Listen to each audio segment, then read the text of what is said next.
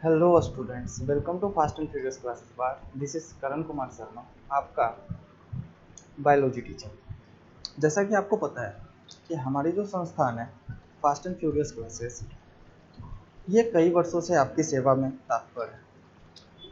ये जो fast and furious classes है, आप लोगों को अच्छे से पता है कि ये तीन तरह के स्ट्रीम में जो है अपना काम कर रहा है। अभी तक क्या है कि हमारी जो संस्थान है वह बायोलॉजी के स्टूडेंट्स को, हमारी जो संस्थान है वो आर्ट्स के स्टूडेंट्स को, और रिसेंटली एक न्यू इनोवेटिव शुरू हुआ है जो कि है मिशन सरकारी नौकरी। तो अभी तक जो है हमारी संस्थान जीव विज्ञान के विद्यार्थियों की सेवा कर रहा था, आर्ट्स के विद्यार्थियों की सेवा कर रहा था, लेकिन अब जो है सरकारी नौकरी की तैयारी करने वाले विद्यार्थी को भी यहाँ पर तैयारी होने वाली है। क्लियर है? तो यहाँ पर बात यह है बाबू कि बेसिकली मैं तो बायोलॉजी पढ़ाता हूँ, ठीक है। आपको अच्छे से पता है कि सौरभ सर जो है एसके सिंह, जो कि आपको आर्ट्स पढ़ाते हैं, और एक इंटायर टीम है जो आपस में मिलकर क्या है कि गवर्नमेंट सर्विसेज की भी तैयारी जो है अब करवाने वाला है। क्लियर है? तो यहाँ पर आप देख पा रहे हो कि जो फास्ट एंड फ्यूरियस क्लासेस है, यहाँ पर आप देख पा रहे होगे कि इसके अंदर जो है मिशन सरकारी नौकरी, इंटर आर्ट्स जो कि एसके सिंह पढ़ाते हैं, इंटर बायोलॉजी जो कि मैं पढ़ाता हूँ। ठीक है ना बाबू? यहाँ पर एक इम्पोर्टेंट नोटिफिकेशन है आप लोगों के लिए कि जो 11th का स्टूडेंट है, जिसने अभी रिसेंटली में 10th क्रॉस किया है, जो 11th का स्टूडेंट है, ठीक है, उनके लिए बायोलॉजी और आर्ट्स दोनों की बैचेस जो है 20 तारीख से शुरू होने वाली है। 20 तारीख से जो है वो बैचेस शुरू होने वाली है। ठीक है ना? उससे पहले स्टूडेंट्स को कराना क्या होगा कि उससे पहले जो स्टूडेंट्स इंस्टीट्यूट में पढ़ना चाहते हैं उनको इंस्टीट्यूट आकर विजिट करना पड़ेगा। ठीक है ना? अपनी जो भी इंफॉर्मेशन है वहाँ पे सबमिट करना पड़ेगा और उनका रजिस्ट्रेशन और एडमिशन कराना होगा। देन आफ्टर जब बैचेस शुरू होंगे तब उनकी पढ़ाई स्टार्ट होनी है। तो उनकी जो पढ़ाई है लगभग 20 तारीख से जो है, इसी मंथ के 20 तारीख से जो है उनकी भी पढ़ाई स्टार्ट हो जानी है। ठीक है?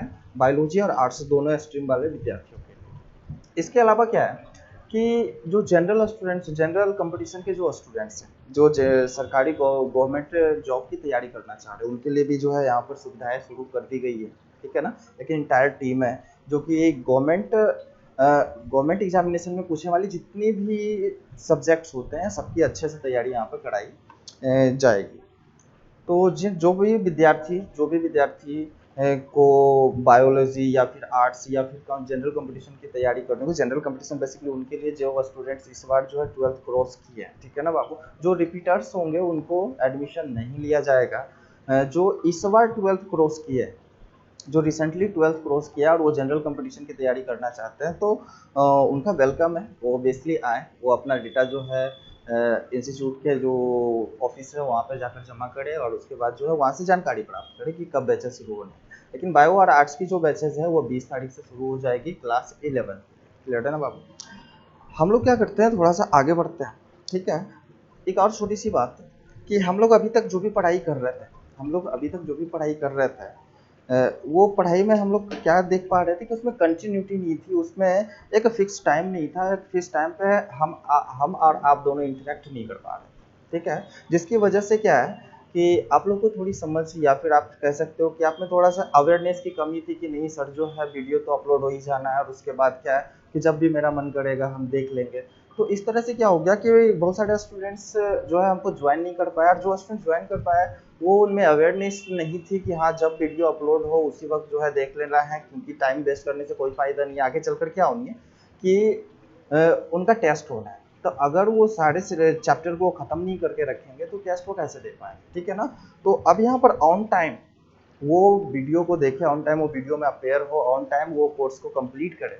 इसके लिए क्या है बाबू कि हमारे जो वीडियोस अपलोड होंगे, ठीक है ना, वो प्रीमियर फॉर्म में होंगे। प्रीमियर फॉर्म जो होता है लाइव फॉर्म का ही एक टाइप हो जाता है, जिसमें एक फिक्स टाइम पे आपके जो वीडियोस है वो चलने शुरू हो जाएंगे। ठीक है ना? एक फिक्स टाइम पे वो चलने शुरू हो जाएंगे और पर डे जो है उसी फिक्स टाइम पे सेम सेम स्ट्रीम के जो है वीडियोस वहाँ पे अपलोड किए जाएंगे। क्लियर ना?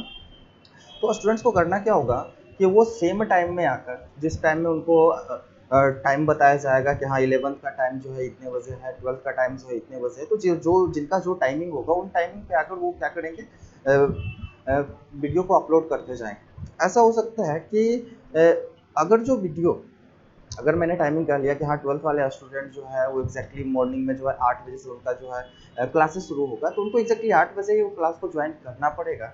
8 बजे क्लास ज्वाइन करेंगे, वीडियो स्ट्रीमिंग खत्म हो जाएगी, उसके बाद क्या है कि 24 आवर तक वो विजिबल रहेंगे। वो 24 आवर तक जो स्टूडेंट नहीं देख पाए, ठीक है, उनके लिए 24 घंटे तक ये वो यूट्यूब पे जो है वो विजिबिलिटी को शो करेगा कि हाँ 24 घंटे तक आप उस वीडियो को देख सकते हैं। 24 घंटे के बाद वो जो है वीडियो आपको फिर से देखने को नहीं मिलेगा।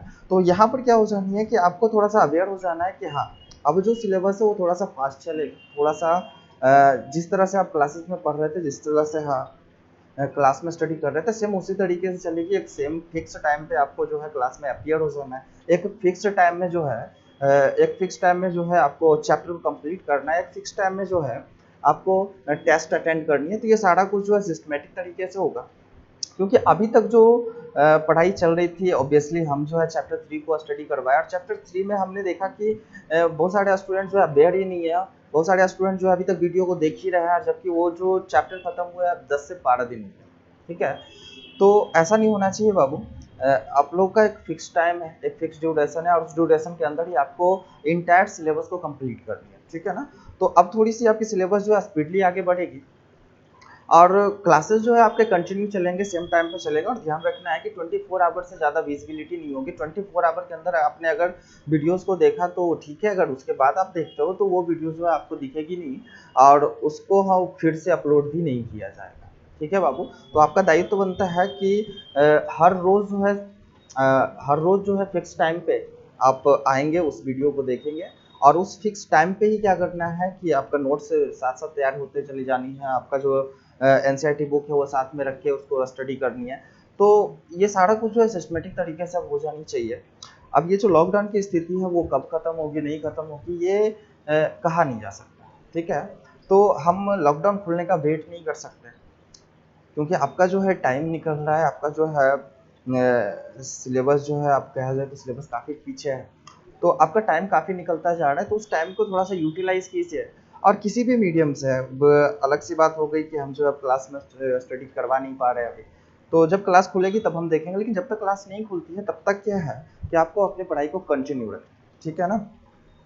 कोशिश ये करना है कि जिस तरह से रिस्पॉन्सिबिलिटी आपकी, जिस तरह से रिस्पॉन्सिबल, जिस तरह से अवेयर थे कि आप हाँ रोज क्लास आते थे, क्लास अटेंड करते थे, जो होमवर्क दिया जाता था उसको बनाते थे, और जो क्वेश्चन समझ में नहीं आता था वो सर से पूछते थे। सेम चीज़ यहाँ पे है बाबू, आपको जो है क्लास अटेंड करने के वक्त ही, ठीक है ना, क्लास अटेंड करने के वक्त ही क्या है कि आप कमेंट बॉक्स में, ठीक है, वो क्वेश्चन को डालते चले जाइए, या फिर व्हाट्सएप पे जो है क्वेश्चन को डाल दिए सेम डेज, यानी कि जिस दिन कंफ्यूजन हुआ, जिस दिन वो टॉपिक चला है, और उसी दिन उस टॉपिक को कंप्लीट कर लेना है। और उसी दिन कोशिश करना है कि उसमें जो कंफ्यूजन आपको क्रिएट हुआ है उसको उसी दिन सेम दिन पूछ ले, सेम डे ही पूछ लिया जाए, ताकि हम नेक्स्ट डे क्या करें कि नेक्स्ट डे जब हम वीडियो अपलोड करें तो उस वक्त क्या हो कि आपके जो डाउट्स थे उसी वीडियो में कवर हो सके। क्लियर है ना बाबू।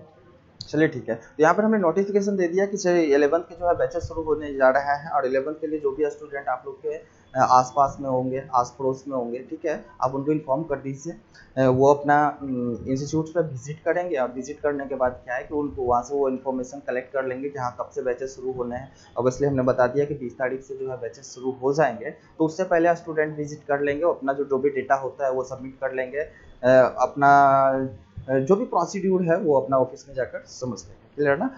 जो इस बार 12th को क्रॉस किए हैं जनरल कंपटीशन वाले जो स्टूडेंट है, जो जनरल कंपटीशन की तैयारी करना चाह रहे हैं, जो गवर्नमेंट जॉब के लिए तैयारी करना चाह रहे हैं, तो उनके लिए भी बैचेस जो है मैं भी हो सके कि 20 तारीख से शुरू हो जाएंगे। हालांकि नोटिफिकेशन तो है कि 20 तारीख से शुरू हो जाएंगे। तो उन स्टूडेंट्स को भी क्या है कि आपको बैचेस शुरू होने से पहले ही आपको इंस्टीट्यूट में विजिट करना होगा, ठीक है बाबू। हम थोड़ा सा आगे बढ़ते हैं और हम अपने पढ़ाई को कंटिन्यू करते हैं। क्लियर है। पिछले क्लास में हम क्या कर रहे थे, पिछले क्लास में पिछले चैप्टर में हम स्टडी कर रहे थे ह्यूमन रिप्रोडक्शन, ठीक है। और बहुत सारे बच्चे ऐसे थे जिसने वीडियो को कंटिन्यू देखा, और इस पूरे इंटायर चैप्टर को जो एनसीईआरटी से और एनसीईआरटी के अलावा बहुत सारे इन्फॉर्मेशन को कलेक्ट करने का कोशिश किया, ठीक है ना। तो जब हम लास्ट चैप्टर को पढ़ चुके हैं तो हमको जानकारी मिल चुकी है। क्या जानकारी मिल चुकी है बाबू कि मेल रिप्रोडक्टिव सिस्टम क्या होता है, फीमेल रिप्रोडक्टिव सिस्टम क्या होता है, ठीक है ना। इसके हम ओवरऑल जो है जानकारी प्राप्त कर चुके हैं। गैमेटोजेनेसिस क्या होता है, स्पर्मेटोजेनेसिस क्या होता है, स्पर्मिएशन क्या होता है, oogenesis क्या होता है, ये सारे टर्म्स जो है आपके दिमाग में आ चुके हैं। देन आफ्टर इंसेमिनेशन क्या होता है, गैमेट ट्रांसफर क्या होता है, देन आफ्टर फर्टिलाइजेशन क्या होता है, इम्प्लांटेशन क्या होता है, गेस्टेशन पीरियड क्या होता है, और देन आफ्टर पार्चुरेशन की क्रिया किस प्रकार से संपादित होती है, ये सारी इंफॉर्मेशन जो हम पिछले क्लासेस के अंदर देख चुके थे। और लास्ट में जो है हम लोग ने पढ़ा था लैक्टेशन, ठीक है ना, जहाँ पे हमने समझने का कोशिश किया था कि बच्चे की जन्म के बाद जो है उनके माता का दूध पिलाना जो है नेसेसरी होता है, क्योंकि उनके माता का जो दूध होता है उसमें हायर अमाउंट में एंटीबॉडीज पाए जाते हैं और जो बच्चे के प्रतिरक्षा तंत्र को बढ़ाने में काफ़ी सहायता करती है। अब हम उस चैप्टर को जब हम कंप्लीट कर चुके हैं, अगर उस चैप्टर से अभी भी कोई क्वेश्चन होगा बाबू तो प्लीज़ आप इन्फॉर्म कीजिए, प्लीज़ आपका जो भी ग्रुप्स है या फिर कॉन्टैक्ट के जो भी मीडियम से आप उस मीडियम को यूज़ कीजिए और हम तक अपने क्वेश्चन को पहुंचाइए ताकि हम उसका आंसर दे सकें और आपकी कन्फ्यूजन को दूर कर सकें। क्लियर ना। अब हम क्या करते हैं, एक नए चैप्टर को शुरू करते हैं जो कि चैप्टर 4 है। पिछले बार हम जो पढ़े थे वो चैप्टर 3 पढ़े थे, इस बार जो हम पढ़ेंगे चैप्टर 4 पढ़ेंगे। क्लियर ना बाबू। अब चैप्टर 4 जो है एनसीईआरटी के अकॉर्डिंग अगर हम बात करें तो चैप्टर 4 जो है वो रिप्रोडक्टिव हेल्थ है, यानी जनन स्वास्थ्य। रिप्रोडक्टिव हेल्थ यानी जनन स्वास्थ्य। जिन बच्चों ने अभी तक इस चैनल को सब्सक्राइब नहीं किया है बाबू, वो इस चैनल को सब्सक्राइब कर लेंगे, इस चैनल को सब्सक्राइब कर लेंगे और अपनी पढ़ाई को जो है कंटिन्यू रखेंगे। देन आफ्टर होता है कि एक बेल आइकन होता है, बेल आइकन को क्लिक कर लेंगे तो जब भी कोई नोटिफिकेशन देना होगा या फिर जब भी वीडियो अपलोड होगा तो आपके पास नोटिफिकेशन जो है सबसे पहले पहुंचेगा और आप वीडियो को सबसे पहले अटेंड कर पाओगे। ठीक है ना बाबू। चलिए, तो जनन स्वास्थ्य को हम समझने की कोशिश करते हैं। ठीक है, प्योर हम एनसीईआरटी से बात करेंगे। 12th क्लास का एनसीईआरटी का चैप्टर ये 4 है, जनन स्वास्थ्य यानी रिप्रोडक्टिव। इस चैप्टर के अंदर जो है, इस चैप्टर के अंदर जो है हम लोग अपने आसपास और अपनी समाज में हो रही जो कुछ गलतियां हैं या फिर समाज के दिमाग में, हमारे दिमाग में जो कुछ भ्रांतियां फैली हुई है, उस भ्रांतियों को हम दूर करने की कोशिश करेंगे, कुछ गलत फहमियों को हम दूर करने की कोशिश करेंगे। ठीक है, ये जो चैप्टर है आपके बोर्ड के लिए इंपॉर्टेंट तो है ही। ठीक है ना, कहीं ना कहीं इस चैप्टर का जो कनेक्शन है वो पिछले चैप्टर से है। पिछला चैप्टर आप अच्छे से समझ चुके हो तो इस चैप्टर को समझने में काफी कह सकते हो कि सुविधा होगी। इस चैप्टर में कुछ नहीं रखा है बाबू, बस इस चैप्टर में क्या होगा कि जो सोशल बातें होगी, ठीक है, आपके आसपास में जो घटनाएं घट रही है, आपके आसपास में जो स्कीम्स चल रही है, बस उन्हीं की चर्चा जो है इस चैप्टर के अंदर होनी है। ठीक है, तो इस चैप्टर को अच्छे से समझने के लिए आपको पिछला जो चैप्टर है उसको अच्छे से कंप्लीट करना पड़ेगा। चलिए ठीक है, टाइम वेस्ट ना करते हुए हम क्या करते हैं, इस चैप्टर को आगे बढ़ाते हैं। आपका चैप्टर है जनन स्वास्थ्य यानी रिप्रोडक्टिव। क्लियर है बाबू।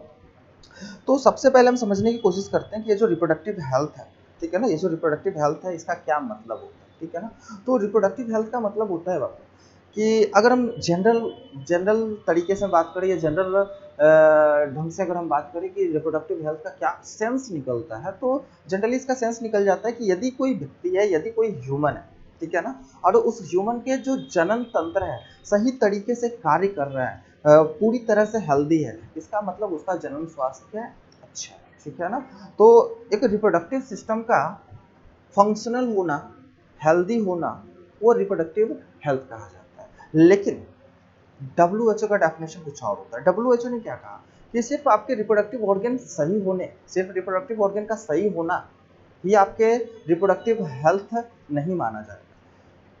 रिप्रोडक्टिव हेल्थ से जुड़े हुए, रिप्रोडक्शन से जुड़े हुए जितने भी एस्पेक्ट हैं, चाहे वह आपकी भावना से जुड़ा हुआ एस्पेक्ट हो जाए, चाहे वह समाज से जुड़ा हुआ एस्पेक्ट हो जाए, चाहे वह आपके बिहेवियर से जुड़ा हुआ एस्पेक्ट हो जाए, ये सारे एस्पेक्ट्स यदि हेल्दी है तभी जब हम तभी हम कहेंगे कि आपका रिप्रोडक्टिव हेल्थ जो है काफ़ी बढ़िया है। ठीक है ना, इस चैप्टर में क्या करेंगे हम बाबू, इस चैप्टर में हम पढ़ने क्या जा रहे हैं, थोड़ा सा हम ओवरव्यू ले लेते हैं। तो इस चैप्टर में अकॉर्डिंग टू एनसीईआरटी अगर हम बात करें तो इस चैप्टर के अंदर क्या है कि हम लोग सबसे पहले पढ़ेंगे कि जनन स्वास्थ्य और समस्याएं क्या है। जनन स्वास्थ्य और समस्याओं को पढ़ेंगे और इस जनन स्वास्थ्य की जो समस्याएं हैं, हमारा जनन स्वास्थ्य अच्छा नहीं है, इसको तो इसके क्या रीजन्स है, उस रीजन को तलाशने की कोशिश करेंगे और कुछ कार्यनीति का उपयोग करके हम जनन स्वास्थ्य को बेहतर बनाने की ओर अपने अपनी जो है नॉलेज को इंक्रीज करें। क्लियर ना, कि हम समझने की कोशिश करेंगे किस तरह से हम अपनी जनन स्वास्थ्य की समस्याओं को समझ सकते हैं और किस तरह से उस समस्याओं को दूर करके हम अपना जनन स्वास्थ्य को बेहतर बना सकते हैं। तो सबसे पहले हम पढ़ेंगे और समझने की कोशिश करेंगे कि जनन स्वास्थ्य और समस्याएं और इनकी कार्यनीतियां क्या है। ठीक है ना, फिर हम इसके बाद पढ़ेंगे जनसंख्या विस्फोट, फिर इसके बाद पढ़ेंगे हम जनसंख्या विस्फोट और जन्म जनसंख्या विस्फोट और जन्म नियंत्रण के बारे में। जनसंख्या विस्फोट, लगातार हमारी जनसंख्या बढ़ती जा रही है, लगातार हमारे देश में बेरोजगारी बढ़ती जा रही है, लगातार हमारे देश में क्या है कि खाद्य अन्नों की कमी होती जा रही है, लगातार हमारे देश में क्या है कि फैसिलिटीज़ की कमी होती जा रही है, लगातार हमारे देश में जो है गरीबों की संख्या बढ़ती जा रही है, लगातार हमारे देश में भिखारियों की संख्या बढ़ती जा रही है। तो ये जनसंख्या विस्फोट क्या होता है, इस जनसंख्या विस्फोट से हम कैसे बच सकते हैं, इस जनसंख्या विस्फोट को हम कैसे कम कर सकते हैं? तो इसका सिंपल सा मतलब है, सिंपल सा अर्थ निकल जा रहा है कि जनसंख्या विस्फोट को रोकना है तो हमको जन पे नियंत्रण पाना पड़ेगा, ठीक है ना। तो हम देखेंगे कि जनसंख्या विस्फोट के लाभ को समझेंगे, जनसंख्या विस्फोट के हानि को समझेंगे। ऑब्वियसली इसके लाभ नहीं होते हैं, अगर जनसंख्या विस्फोट हो रहा है तो उनकी वो हानियां ही होती है, लाभ नहीं होते, ठीक है ना। तो हम समझेंगे कि जनसंख्या विस्फोट क्या होता है, जनसंख्या विस्फोट से हमको हानि क्या हो रही है, और ये जो जनसंख्या विस्फोट है इसको कैसे हम रोक सकते हैं, यानी कि जन्म को नियंत्रित करने के कुछ तरीकों को समझेंगे, ठीक है ना। उसके बाद हम लोग समझेंगे कि सगर्भता का चिकित्सीय समापन क्या है, MTP, medical termination of pregnancy. सगर्भता का चिकित्सीय समापन क्या होता है, मेडिकल टर्मिनेशन ऑफ प्रेगनेंसी। यदि कोई लेडी जो है अनवांटेड प्रेगनेंसी का शिकार हो जाती है, ठीक है, तो कितने टाइम तक या फिर किस तरीके से हम उस अनवांटेड प्रेगनेंसी को अवॉइड कर सकते हैं, अनवांटेड प्रेगनेंसी को हम टर्मिनेट कर सकते हैं, किस प्रकार हम अनचाही गर्भ से छुटकारा पा सकते हैं। तो ये सारी चीज़ों को जो है हम सगर्भता का चिकित्सीय समापन का जो टॉपिक है हम उसके अंदर पढ़ेंगे, ठीक है ना। उसके बाद हम समझने की कोशिश करेंगे कि ये जो यौन संचारित रोग है, ये जो यौन संचारित रोग है, एसटीडी, सेक्सुअली ट्रांसमिटेड डिजीजेस, ठीक है ना, इसके कुछ एग्जांपल्स लेंगे। थोड़े बहुत जो डिजीज होंगे उसके हम सिम्टम्स को समझने की कोशिश करेंगे, उसके ट्रीटमेंट को समझने की कोशिश करेंगे, ठीक है। और यह एक व्यक्ति से दूसरे व्यक्ति में किस प्रकार से ट्रांसमिट होता है, उस टोटल प्रोसीड्यूर को हम समझने की कोशिश करेंगे। टॉपिक होगा आपका यौन संचारित रोग या फिर सेक्सुअली ट्रांसमिटेड डिजीजेज, जिसको शॉर्ट में एसटीडी कहते हैं। कहीं पे आप फुल फॉर्म लिख दीजिएगा STD, post office S. STDs का मतलब होता है सेक्सुअली ट्रांसमिटिंग डिजीजेस, ठीक है ना बाबू, सेक्सुअली ट्रांसमिटेड। ये आपके एग्जामिनेशन में पूछा जा चुका है फुल फॉर्म, ठीक है। नेक्स्ट हम पढ़ेंगे कि यदि कोई स्त्री जो है वो बांझपन का शिकार है, बंध्यता का शिकार है, वो पूरी कोशिश करने के बावजूद भी वह अपने बच्चे को कंसीव नहीं कर पा रही है, वो प्रेग्नेंट नहीं हो पा रही है, वो अपने बच्चे को जन्म नहीं दे पा रही है, तो हम बाध्यता को कैसे दूर करें, ठीक है। तो ये सारे कुछ मेन पॉइंट्स थे एनसीईआरटी के, जिसको पॉइंट में रखकर हम लोग क्या करेंगे, इस पूरे चैप्टर को समझने की कोशिश करेंगे। तो आप फिर से देख लीजिए। सबसे पहले हम क्या करेंगे, जनन स्वास्थ्य को समझने की कोशिश करेंगे, जनन स्वास्थ्य से जुड़ी हुई समस्याओं को समझने की कोशिश करेंगे, और उस समस्याओं को कैसे दूर की जा सके उसकी कार्य नीतियों पे बात करेंगे। फिर हम बात करेंगे जनसंख्या विस्फोट और जनसंख्या विस्फोट क्या होता है। फिर हम बात करेंगे कि जनसंख्या विस्फोट को हम किस तरह से जन्म नियंत्रण को रोक के, जन्म को नियंत्रित करके हम उसको रोक सकते हैं और लाभ का फायदा उठा सकते हैं। उसके बाद फिर क्या है कि सगर्भता का चिकित्सीय समापन क्या होता है, मेडिकल टर्मिनेशन ऑफ प्रेगनेंसी क्या होते हैं, एमटीपी क्या होते हैं, इससे जुड़े सारे एस्पेक्ट्स को हम समझने की कोशिश करेंगे। यौन संचारित रोग यानी कि सेक्सुअली ट्रांसमिटेड डिजीज को समझने की कोशिश करेंगे। उसके बाद फिर इनफर्टिलिटी यानी बाध्यता को समझने की कोशिश करेंगे। क्लियर ना बाबू। चलिए, इस चैप्टर का जो सबसे पहला जो बिंदु है, जनन स्वास्थ्य को समझेंगे, समस्या को समझेंगे और कार्यनीति को समझने की कोशिश करेंगे, ठीक है ना। तो आपका क्या हो जाता है कि सबसे पहला क्वेश्चन राइज हो जाता है। सबसे पहले हम क्या करेंगे, इस चैप्टर के जो हेडिंग है, इस चैप्टर का जो हेडिंग है, आपको अच्छे से पता है इस चैप्टर का जो हेडिंग है वो जनन स्वास्थ्य है, ठीक है। तो सबसे पहले हमने क्वेश्चन बना लिया बाबू कि जनन स्वास्थ्य आप क्या समझते हो, what do you mean by reproductive health. जनन स्वास्थ्य आप क्या समझते हो, what do you mean by reproductive health. अभी हमने बात किया, अभी हमने थोड़ी देर पहले बात की कि जनन स्वास्थ्य का मतलब क्या होता है बाबू। तो सिंपल सा मतलब तो ये होता है कि अगर आपके जनन तंत्र जो है पूरी तरह से स्वस्थ है तो आपका जो जनन स्वास्थ्य है वो बेहतर है। लेकिन ऐसा नहीं, WHO ने क्या किया, WHO ने क्या किया कि वर्ल्ड हेल्थ ऑर्गेनाइजेशन के अनुसार अगर हम बात करें रिप्रोडक्टिव हेल्थ की डेफिनेशन क्या होती है, तो यहाँ पर कहा जाता है कि रिप्रोडक्टिव हेल्थ में क्या हो जाएगा बाबू तो WHO के अकॉर्डिंग अगर हम बात करें, WHO के अकॉर्डिंग अगर हम बात करें, WHO का फुल फॉर्म होता है वर्ल्ड हेल्थ ऑर्गेनाइजेशन, ठीक है ना बाबू। वर्ल्ड हेल्थ ऑर्गेनाइजेशन, जिन बच्चे को नहीं पता है वो कहीं पे मेंशन कर लेंगे, कहीं पे नोट कर लेंगे। WHO का फुल फॉर्म होता है वर्ल्ड हेल्थ ऑर्गेनाइजेशन, जो बहुत बड़ी संगठन है जो अंतरराष्ट्रीय स्तर पे, ठीक है ना, लोगों के स्वास्थ्य का देख रेख करती है। क्लियर ना। तो WHO यानी वर्ल्ड हेल्थ ऑर्गेनाइजेशन के अनुसार जनन के संदर्भ में मानव के शारीरिक यानी फिजिकल, अगर हमारे जनन तंत्र स्वस्थ है, हमारे जनन तंत्र में जो है युग्मक जनन हो रहे हैं, गैमेट बन रहे हैं, ठीक है ना, गैमेटोजेनेसिस हो रहा है, हमारा जनन तंत्र जो है वह कैपेबल है कि हम बच्चे को कंसीव कर सकते हैं, हम चाइल्ड को कंसीव कर सकते हैं, हम प्रेग्नेंट हो सकते हैं, हम बच्चे को जन्म दे सकते हैं। इसका मतलब क्या है कि हमारा शरीर जो है जनन के लिए पूरी तरह से स्वस्थ है, ठीक है ना। ये पहला एस्पेक्ट है। अगर आपका शरीर जो है जनन तंत्र जो है पूरी तरह से स्वस्थ है, यानी वो फिजिकल मैटर हो गया, क्लियर ना। लेकिन जनन से जुड़ी हुई आपकी भावना क्या है, इमोशंस क्या है, ठीक है।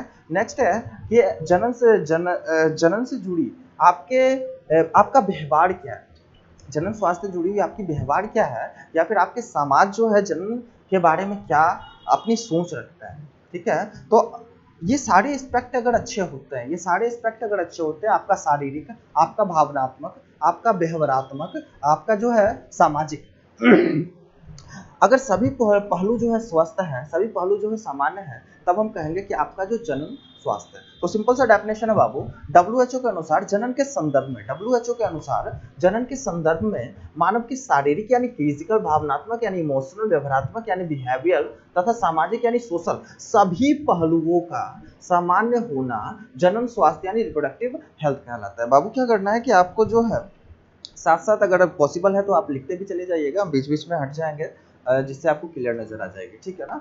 तो इसको साथ साथ लिखते भी चले जाइएगा। तो आपने क्या सीखा बाबू कि डब्ल्यूएचओ के अनुसार यानी कि वर्ल्ड हेल्थ ऑर्गेनाइजेशन के अनुसार जनन के संदर्भ में मानव के शारीरिक यानी उसकी शरीर अच्छी होनी चाहिए, जनन के संबंध में उसकी जो भावना है वो अच्छी होनी चाहिए, जनन से जुड़ी उनकी व्यवहार जो है अच्छी होनी चाहिए, और उनके समाज में जनन से जुड़ी हुई जितनी भी भ्रांतियां हैं वो नहीं होनी चाहिए, कोई गलतफहमी नहीं होनी चाहिए, जनन से जुड़ी सभी जानकारी आपके और आपके समाज में होनी चाहिए। तो अब जाकर हम कहेंगे कि जनन के सभी पहलू स्वस्थ है, इसका मतलब आपका और आपके समाज का जनन स्वास्थ्य अच्छा, ठीक है ना बाबू। चलिए यहाँ पर हम बात को समझने की कोशिश करते हैं कि जनन स्वास्थ्य को बेहतर बनाने के लिए यहाँ पर क्या है ना बाबू। कुछ बच्चे अभी भी कंफ्यूज होंगे कि सर आपने कहा कि यदि किसी व्यक्ति का शारीरिक यानी फिजिकल स्टेटस अच्छा है, रिप्रोडक्शन से जुड़ा हुआ, भावनात्मक यानी इमोशनल एस्पेक्ट अच्छा है, व्यवहारात्मक यानी बिहेवियर एस्पेक्ट अच्छा है, सामाजिक और सोशल एस्पेक्ट अच्छा है, तो हम कहेंगे कि उसका जो जनन स्वास्थ्य है वो क्या है, बेहतर है, ठीक है ना। इसको थोड़ा सा आप क्या कीजिए, एक एग्जाम्पल के थ्रू समझने की कोशिश कीजिए, ठीक है ना बाबू। अगर हम मान लेते हैं सिंपली सी कि कोई बच्ची है, ठीक है ना, और कोई बच्ची है और वो बच्ची जो है अभी अभी डेवलपिंग फेज में, ठीक है ना, वो बच्ची का अभी पॉवर्टी नहीं आया, वो यौवना आरंभ अवस्था में नहीं पहुंची, ठीक है ना। अचानक से क्या होगा कि वो बच्ची जो है खेल रही थी, ठीक है ना। वो बच्ची का उम्र अगर देखा जाए तो 11 से 14 के बीच में उस बच्ची का उम्र है, और वो बच्ची जो है अपने दोस्तों के साथ जो है एक फील्ड में जो है कोई गेम खेल, ठीक है ना। और खेलते खेलते अचानक क्या हो गया कि उनके मेंसेस शुरू हो गए। जैसे ही उनके मेंसेस शुरू हुए, ठीक है ना, मेंसेस शुरू हो गए, इसका मतलब उनकी पॉवर्टी आ गई, और उनकी जो रिप्रोडक्टिव ऑर्गन है वो अच्छा, यानी फिजिकल स्टेटस उनका काफी अच्छा, ठीक है ना। तो उनके मेंसेस आ गए, लेकिन वो बच्चे को पता नहीं था, उनको जानकारी नहीं था कि मेंसेस क्या होता है, मेंस्ट्रुअल साइकिल क्या होता है, और मेंस्ट्रुअल साइकिल के दौरान जो है वह आपके बॉडी में कौन कौन से चेंजेस आते हैं, कौन कौन से बदलाव आते हैं, ठीक है ना। अचानक से क्या हुआ, वो बच्ची खेल रही थी और उस बच्ची को अचानक से जो है लाइफ में पहला, ठीक है ना, लाइफ में पहला जो मेंस्ट्रुअल साइकिल होता है उसको मीनार्की कहते हैं। अचानक से उनको क्या हुआ, मीनार्की की शुरुआत हो गई, ब्लीडिंग होने शुरू हो गई, ठीक है ना। वो बच्ची घबरा गई कि अचानक से क्या हो गया, अचानक से जो है हम अभी खेल ही रहे थे, अभी हम ठीक ही थे, लेकिन अचानक से क्या हो गया कि हमारे बॉडी में ये अनवांटेड चेंजेस कैसे हो गए कि हमारे जो वेजाइना है उससे ब्लीडिंग होने शुरू हो गई। वो बच्ची घबरा गई, ठीक है ना, वो बच्ची घबरा गई। अब क्या हो जाएगा बाबू, वो बच्ची अचानक वहां से उठी, अब वो अपने घर चली आई, ठीक है ना। उसने घर चली आई, घर में भी जो प्रॉब्लम था उसको को शेयर नहीं किया। अब यहाँ पे बात को समझने की कोशिश कीजिए, अगर उनको मेंसेस शुरू हुए हैं, इसका मतलब उनका जो फिजिकल स्टेटस है, उनका शारीरिक जो स्तर है वो काफ़ी बढ़िया था, उनका रिप्रोडक्टिव ऑर्गन जो है काफ़ी बढ़िया थे, या फिर अच्छे थे, तभी तो उनको मेंस्ट्रुअल साइकिल की शुरुआत हुई और पॉवर्टी वाले एज में आकर मेंसेस शुरू हो गए, क्लियर ना। लेकिन उनको जानकारी की कमी थी, जिसके कारण क्या हो गया कि उनकी भावना जो उसके प्रति हो गई वो बिगड़ गई। भावना क्या बिगड़ गई कि वो बच्चे समझ नहीं पा रही है, वो बच्चे को समझ में नहीं आ रहा है कि ये हुआ क्या है, क्योंकि उनको जानकारी की कमी है। और वो हमारे समाज में जो है रिप्रोडक्टिव ऑर्गन से जुड़ी हुई जो बातें होती है उसको कहना, या फिर अपने से बड़ों के सामने जो है रिप्रोडक्शन से जुड़ी हुई कोई भी बात को कहते हैं तो लोग जो है हमको गलत समझना शुरू कर देते हैं। लोग कहते हैं कि नहीं, आपका जो नेचर है अच्छा नहीं है, आपका जो बिहेव अच्छा नहीं है, आप हमेशा जो है गलत गलत ये गंदी गंदी बातें को करते हो, ठीक है ना। वो बच्ची क्या हो गई, वो बच्ची ने शर्म से क्या किया कि अपने पेरेंट्स को भी नहीं बताया, ठीक है। अपने दोस्तों से भी उसने कांटेक्ट नहीं किया, अपने दोस्तों से भी इस बात को शेयर नहीं किया, ठीक है। तो जिससे क्या हो गया कि ये जो मेंसेस है उसके प्रति इसकी भावना जो है हीन हो गई, ठीक है ना। उसने सोचा कि नहीं, कि ये जो है काफ़ी गलत हो रहा है, मतलब कौन सी बीमारी तो नहीं लगी, क्या हो गया, नहीं हो गया, ऐसी कुछ हो गई, ठीक है ना।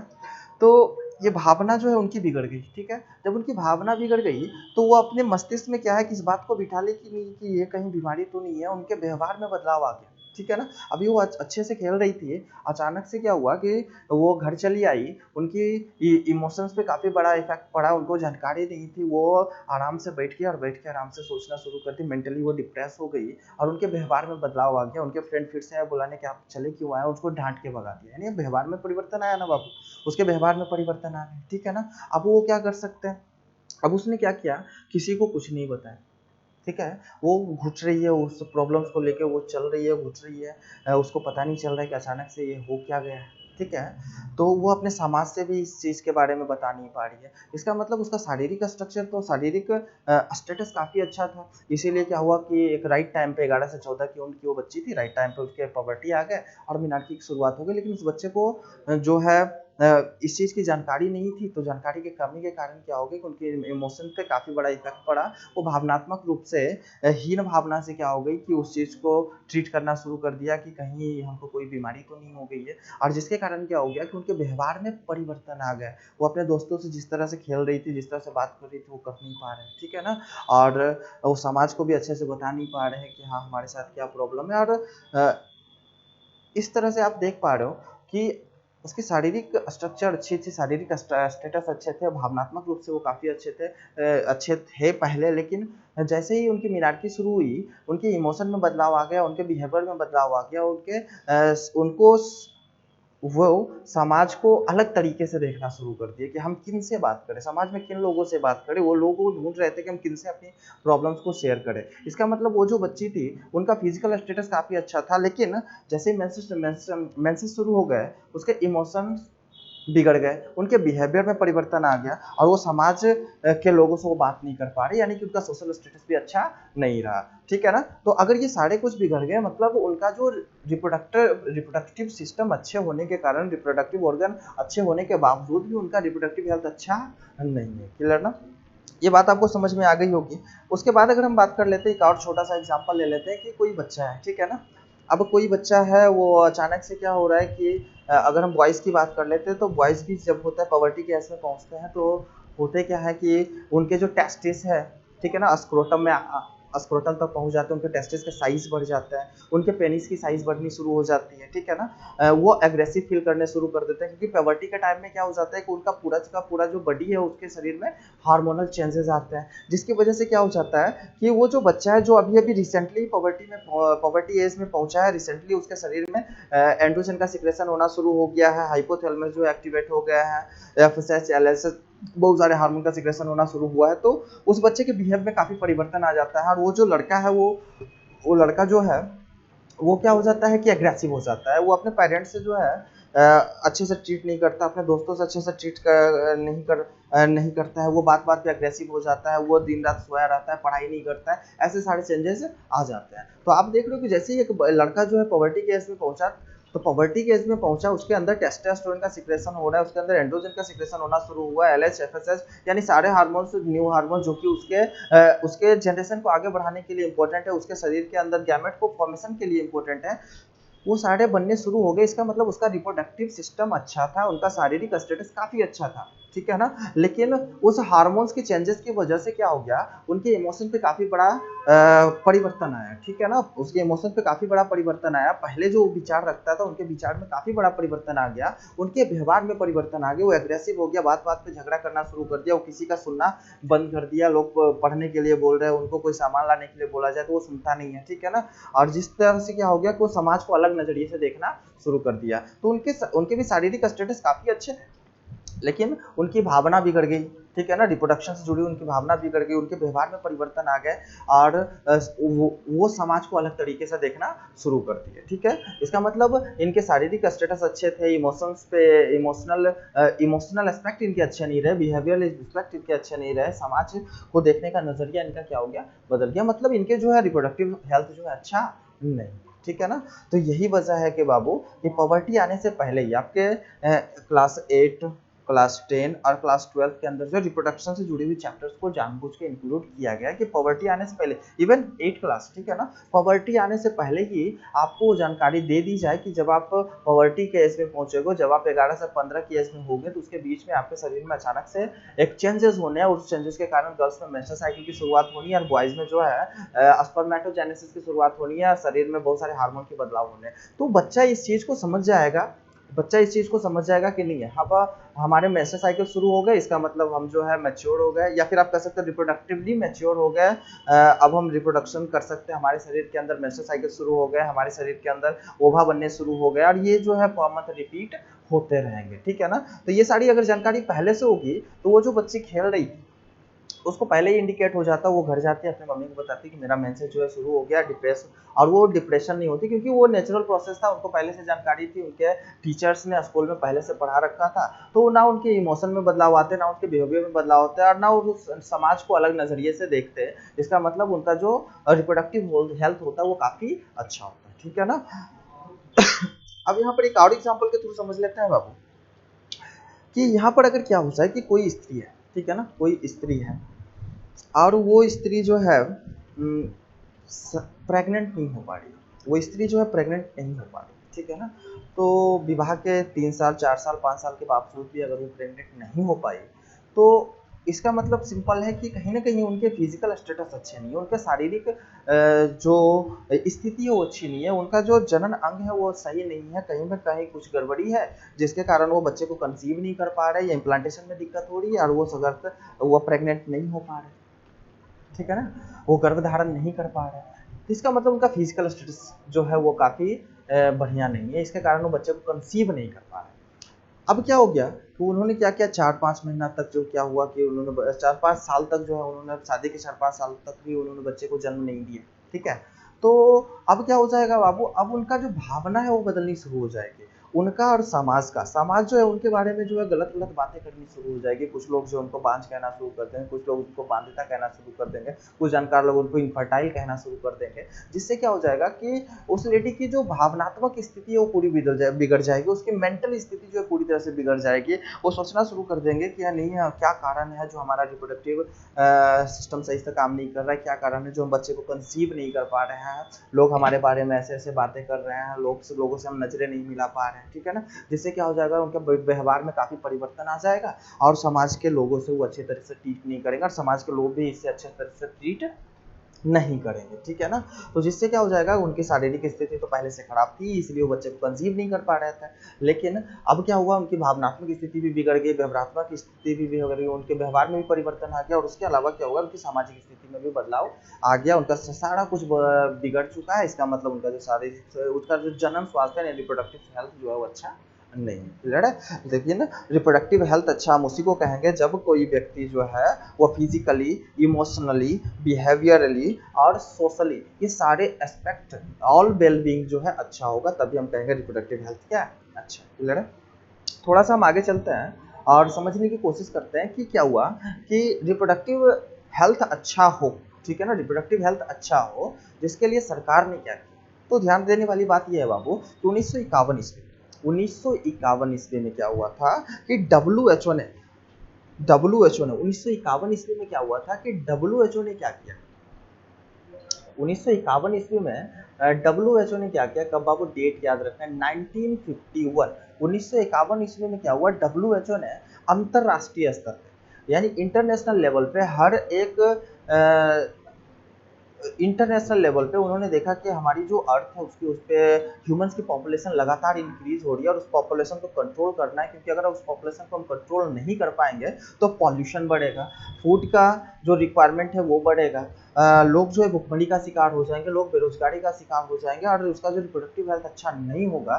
तो उन्होंने रिप्रोडक्टिव हेल्थ को अच्छा बनाने के लिए, ताकि देश का जो है पॉपुलेशन ज़्यादा नहीं बढ़े, पॉपुलेशन लगातार इंक्रीज नहीं हो, उसके लिए क्या हुआ कि 1951 ईस्वी में डब्ल्यूएचओ ने क्या किया, 1951 ईस्वी में डब्ल्यूएचओ ने क्या किया कि जनन की सभी पहलुओं में सुधार एवं जनन स्वास्थ्य का निर्माण हेतु राष्ट्रीय स्तर पर, बेसिकली यहाँ पर जो है अंतरराष्ट्रीय स्तर पे होगा बाबू, क्योंकि वह अंतरराष्ट्रीय स्तर पे इस योजना की शुरुआत की गई थी। तो अंतरराष्ट्रीय स्तर पे एक कार्यक्रम को चलाया जिसे परिवार नियोजन या फैमिली प्लानिंग के नाम से जाना जा रहा है। तो ठीक है, यहाँ पर इस चीज को आपको ध्यान में रखने की, फैमिली प्लानिंग का कार्यक्रम जो है इसकी शुरुआत किसने की थी, तो डब्ल्यूएचओ ने की थी। डब्ल्यूएचओ ने इस परिवार नियोजन के कार्यक्रम को चलाया, क्यों चलाया, बर्थ को कंट्रोल करने के लिए, पॉपुलेशन को कंट्रोल करने के लिए, ठीक है ना। कब चलाया था, 1951 ईस्वी में, ठीक है ना।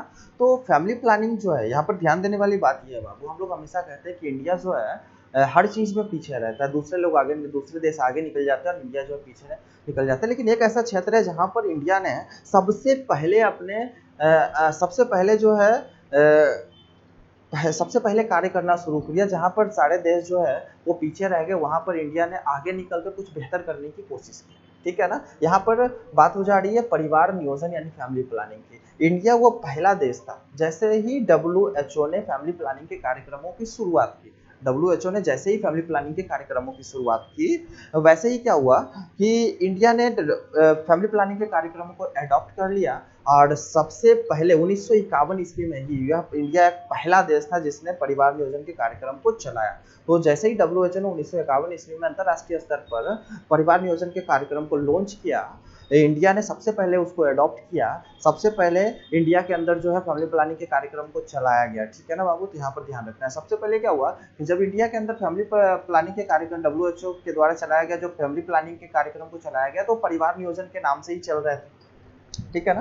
फैमिली प्लानिंग यानी उसका नाम था परिवार नियोजन। कब चलाया गया था, 1951 ईस्वी में, ठीक है ना। तो परिवार नियोजन के कार्यक्रम को चलाया गया। तो परिवार नियोजन का सिंपल सा उद्देश्य यह था कि आपको करना क्या है, लोगों को हर एक घर में, हर एक फैमिली को ये नॉलेज देना है, जानकारी देना है कि हमारी देश की जनसंख्या लगातार बढ़ रही है और आप क्या कीजिए, बर्थ को कंट्रोल कीजिए। अपने परिवार में जो सदस्यों की संख्या उसको पहले ही तय कर लीजिए कि हाँ हमको 2 बच्चे चाहिए, 3 बच्चे चाहिए, 1 बच्चे चाहिए, और जितनी बच्चे आपको चाहिए बस उतने ही बच्चे को आप जन्म दीजिए।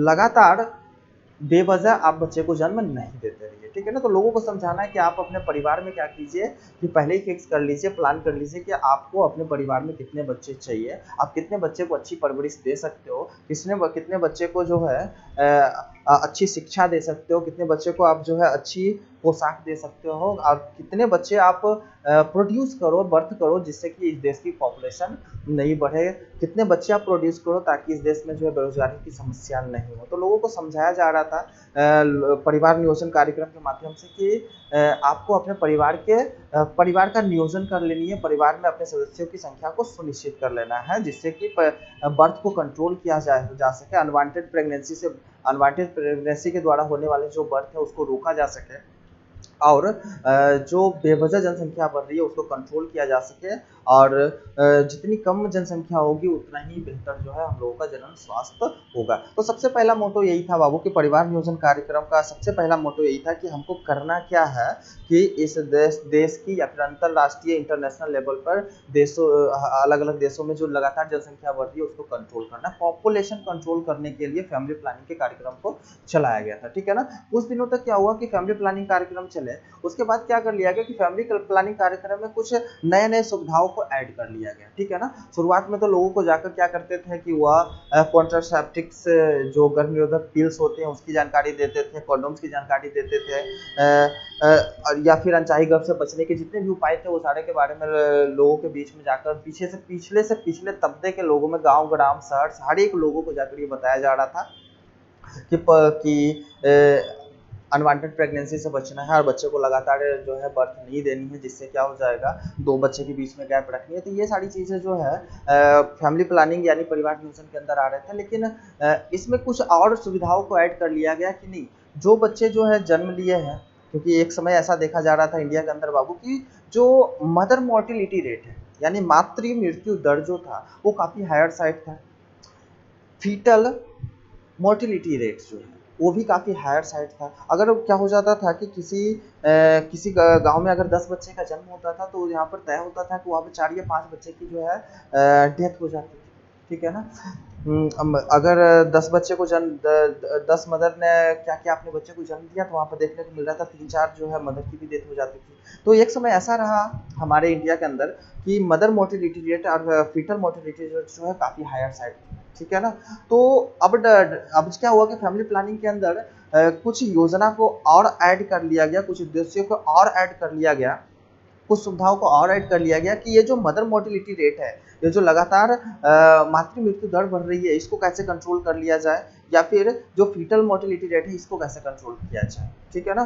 तो लोगों के स्वास्थ्य बेहतर हो, इसके लिए और भी बहुत सारी सुविधाओं को ऐड कर लिया गया, जिससे इस फैमिली प्लानिंग कार्यक्रम का नाम बदल कर रख दिया गया फैमिली वेलफेयर। अब ये क्या करेगी, आपका पहले तो फैमिली को प्लान करने के बारे में बता रही थी कि आप फैमिली को प्लान कीजिए, फैमिली को नियोजित कीजिए और अपने घर में सदस्यों की संख्या कम से कम रखिए। लेकिन अब ये बोल रहा है कि आपके घर में जितने भी सदस्य हैं, ठीक है ना, जितने भी बच्चे हैं, जितने भी माताएं हैं, अब जितने भी लेडीज है, वो सबका टेक केयर करना जो है हमारा काम है। यानी हम जो है परिवार कल्याण योजना चलाए हैं, और परिवार कल्याण योजना में एक परिवार में जितने भी सदस्य होंगे, ठीक है ना, उस सब का जो है टेक केयर करने का काम हमारा होता है। तो परिवार नियोजन का जो नाम है वो बदल कर रख दिया गया परिवार कल्याण, ठीक है ना। तो वहाँ पे साफ साफ लिखा है बाबू कि जनन की सभी पहलुओं में सुधार एवं जनन स्वास्थ्य का निर्माण हेतु WHO ने सन 1951 ईस्वी में राष्ट्रीय स्तर पर एक कार्यक्रम चलाया, जिसे परिवार नियोजन या फैमिली प्लानिंग के नाम से जाना जाता था। फिर क्या हुआ कि कुछ समय के बाद इसका नाम में परिवर्तन कर लिया गया, और इस कल्याण परिवार नियोजन जो कार्यक्रम था उसका नाम बदल लिया गया और उसको रख दिया गया परिवार कल्याण, यानी कि फैमिली वेलफेयर के वेलफेयर नाम रख दिया गया। अब ये जो फैमिली वेलफेयर था, जैसे जैसे ये कार्यक्रम और फैला, ठीक है ना, इसमें और नई नई सुविधाओं को ऐड कर लिया गया, नई नई समस्याओं के सॉल्यूशन जो है इसके अंदर ऐड कर लिए गए, जिससे क्या हो गया कि वो जो छोटा सा कार्यक्रम चला था परिवार नियोजन कुछ गिने चुने उद्देश्यों को लेकर, ठीक है ना, उसमें बहुत सारे उद्देश्यों को ऐड कर लिया गया। और अब वो जो प्रोग्राम है, अब वो जो कार्यक्रम है वो बहुत ही बड़ा बृहद रूप ले चुका है, और अब उसका नाम बदल के रख दिया गया है कि परिवार नियोजन कार्यक्रम जो 1951 में चला था वो आज भी चल रहा है, लेकिन नाम बदल दिए गए हैं। उनके उद्देश्य में काफी बड़ा बदलाव आया है, उनके उद्देश्य में काफी नई नई चीजों को ऐड किया गया। और अभी जो कार्यक्रम चल रहा है हमारे देश के अंदर वो जो कार्यक्रम का नाम है जनन एवं बाल स्वास्थ्य सेवा कार्यक्रम, जनन एवं बाल स्वास्थ्य सेवा कार्यक्रम, ठीक है ना बाबू। तो यहाँ पर क्या हुआ था, तो यहाँ पर क्या आपको देखने को मिला कि सबसे पहले क्या था कि फैमिली प्लानिंग के नाम से कार्यक्रम को शुरू किया गया था, उसके बाद क्या हुआ कि उसका नाम बदल कर परिवार कल्याण रख दिया गया। और अभी के टाइम में क्या है कि ये योजना अभी भी चल रही है, कार्यक्रम अभी भी चल रही है, लेकिन इसका नाम क्या रखा गया है, जनन एवं बाल स्वास्थ्य सेवा कार्यक्रम, reproductive and child health care, जिसको शॉर्ट में RCH कहते हैं। तो यहाँ पर ये इंपॉर्टेंट होगा बाबू कि आपको ये फुल फॉर्म याद रखिए। RCH का फुल फॉर्म होता है reproductive and child health care, ठीक है ना बाबू। तो किंतु आज के समय में ये क्या है, जनन एवं बाल स्वास्थ्य सेवा, reproductive and child health care RCH कार्यक्रम से नाम से प्रचलित है, और ये कार्यक्रम अभी भी हमारे देश में क्या है, कार्यरत है, ठीक है ना। भारत पहला देश है, अभी थोड़ा देर पहले हमने बात किया कि जहाँ पर भारत, हम हमेशा कहते आ रहे हैं कि भारत जो है सारे देशों से पीछे रह जाता है, लेकिन ये वो पहला कदम था जनसंख्या को रोकने का और जन स्वास्थ्य को बेहतर बनाने में। सबसे पहला कदम जो आगे बढ़ाया वो भारत ने बढ़ाया, यानी कि जैसे ही WHO ने परिवार नियोजन के कार्यक्रम को लॉन्च किया, भारत पहला देश बना जिसने क्या किया, सर्वप्रथम 1951 ईस्वी में ही लॉन्च हुआ, और 1951 ईस्वी में ही उन्होंने क्या किया, परिवार नियोजन के कार्यक्रमों की शुरुआत कर दी, ठीक है ना बाबू। तो भारत पहला देश है जिसने सर्वप्रथम अर्थात 1951 ईस्वी में ही परिवार नियोजन के कार्यक्रमों की शुरुआत की। ये स्टेटमेंट इंपॉर्टेंट है बाबू, एग्जामिनेशन में आपका पूछा जा चुका है, ठीक है ना बाबू। वह कौन सा देश है जहां पर परिवार नियोजन के कार्यक्रम की सबसे पहले शुरुआत की गई थी, तो वो हमारा देश है बाबू, इंडिया, ठीक है ना। कब शुरू की गई थी, 1951 ईस्वी में, ठीक है ना। परिवार नियोजन जो कार्यक्रम 1951 में चला था वो अभी किस नाम से कार्यरत है, तो जनन एवं जनन एवं बाल स्वास्थ्य सेवा यानी reproductive and child health care के नाम से अभी भी हमारे देश में चल रहा है, जिसका शॉर्ट फॉर्म होता है RCH। ये 2 फेजेस में चले थे बाबू, RCH फर्स्ट और RCH सेकंड। ज़्यादा डीप नहीं जाते और आगे बढ़ते हैं, क्लियर ना। तो इस क्वेश्चन के थ्रू हम समझ चुके हैं कि जनरल स्वास्थ्य से आप समझते हैं क्या, what do you mean by reproductive health. तो WHO के अनुसार जो है, अगर आपका फिजिकल स्टेटस अच्छा है, आपका इमोशनल स्टेटस अच्छा है, आपका बिहेवियर स्टेटस अच्छा है और आपका सोशल स्टेटस अच्छा है, मतलब आप रिप्रोडक्टिवली हेल्दी हो, ठीक है ना। अब थोड़ा सा हम आगे बढ़ते हैं और आगे की बातों को समझने की कोशिश करते हैं। यहाँ पर एक डेट अपने दिमाग में रख लीजिए कि sexual and reproductive health awareness day, ठीक है ना, लैंगिक और जनन स्वास्थ्य जागरूकता दिवस।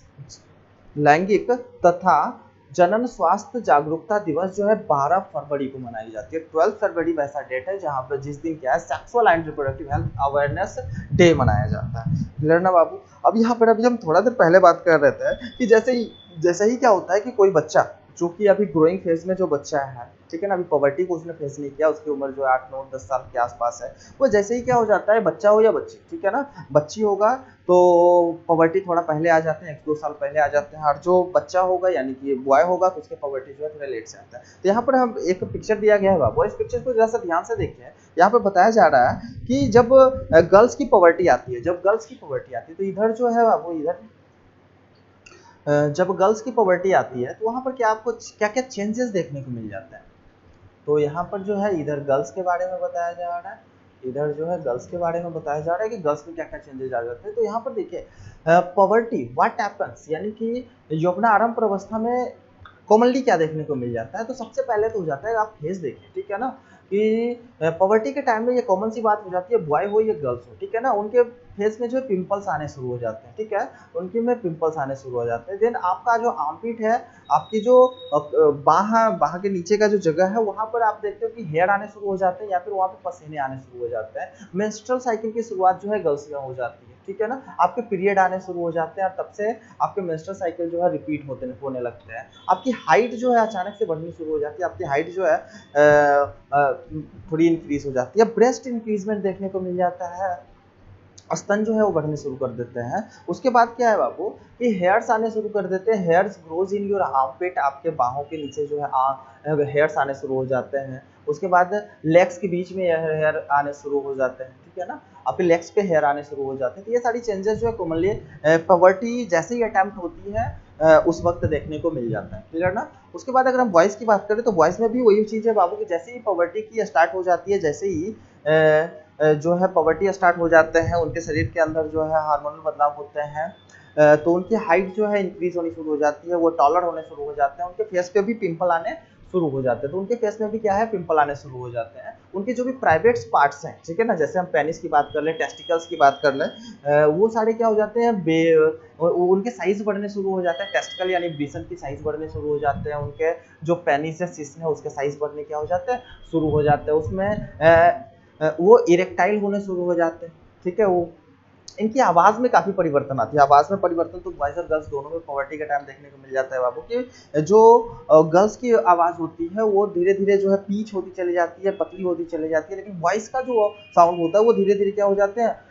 वो थोड़ी-सी मोटी होती चली जाती है, ठीक है ना। तो साउंड में जो है काफ़ी बड़ा डिफरेंस आपको देखने को मिल जाता है। एनर्जी लेवल की अगर हम बात कर लें तो यहाँ पर क्या है ना बाबू कि जैसे हमने बताया कि बॉयज़ में क्या होता है कि जैसे ही पॉवर्टी आती है तो वो एग्रेसिव हो जाता है, मोर एनर्जेटिक फील करनी शुरू कर देती है, लेकिन गर्ल्स जो है जस्ट इसके अपोजिट होते हैं, ठीक है ना।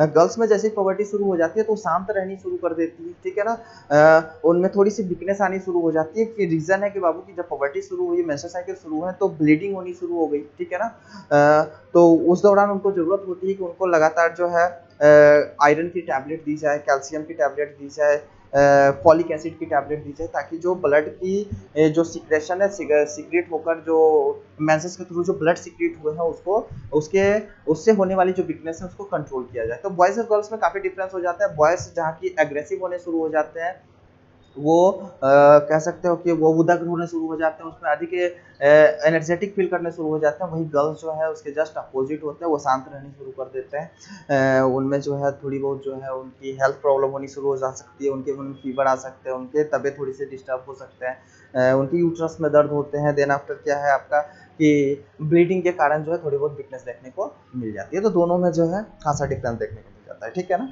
यहाँ पर भी क्या है बाबू कि बॉयज़ में भी क्या देखने को मिल जाता है कि वो जो है पसीने आने शुरू हो जाते हैं, जस्ट है उनके जो आर्मपिट है, आर्म है, उनके पसीने आने शुरू हो जाते हैं। देन आफ्टर क्या हो गया कि इनमें भी हेयर ग्रो होने शुरू हो जाते हैं, हेयर ग्रो होने शुरू हो जाते हैं। अब ये जो हेयर ग्रो होने शुरू होते हैं बाबू, ठीक है, तो हेयर ग्रो ऑन फेसेस पे, यानी कि बियर्ड आने शुरू हो जाते हैं बॉयज में, ठीक है। उसके बाद क्या है कि आर्म्स में, लेग में, चेस्ट में, और देन आफ्टर उनके जो प्राइवेट्स, दोनों प्राइवेट जो जगह है, या फिर आप कह सकते हो कि उनके दोनों टांगों के बीच में जो हेयर आने शुरू हो जाते हैं, ठीक है। ये सारी चेंजेस जो है देखने को मिल जाती है पॉवर्टी का टाइम बॉयज़ और गर्ल्स के बीच में। चलिए ठीक है, और इसकी जानकारी जो है बच्चे को पॉवर्टी आने से पहले होनी चाहिए, ठीक है, क्योंकि हमने अभी थोड़ा देर पहले बात किया कि जानकारी पहले होगी तो उनको पता होगा कि हाँ हम पॉवर्टी के एज में पहुंच चुके हैं और ये बदलाव होनी है और ये नेचुरल है, ठीक है ना। ऐसा नहीं है कि ये बदलाव जैसे ही हुआ तो वो फील करना शुरू कर दे, कहीं हमको बीमारी तो नहीं लगी, कहीं हम बीमार तो नहीं हो गए, और वो लोगों से बात करना कम कर दे, उनका बिहेवियर चेंज हो जाए और समाज के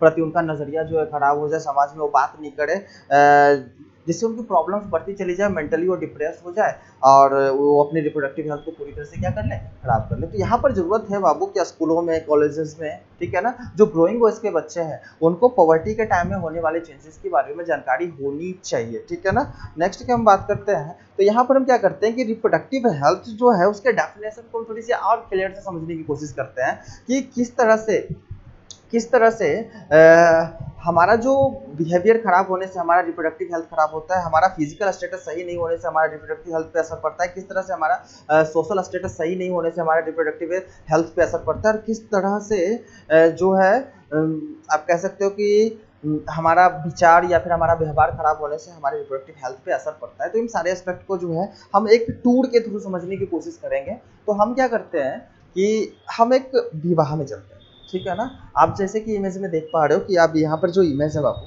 जैसे आप इमेज में देख पा रहे हो कि इमेज में क्या आप देख पा रहे हो कि एक दूल्हा है और वो अपने बारात को लेके आया, एक दूल्हा है और वो अपने बारात को लेके आया, ठीक है ना।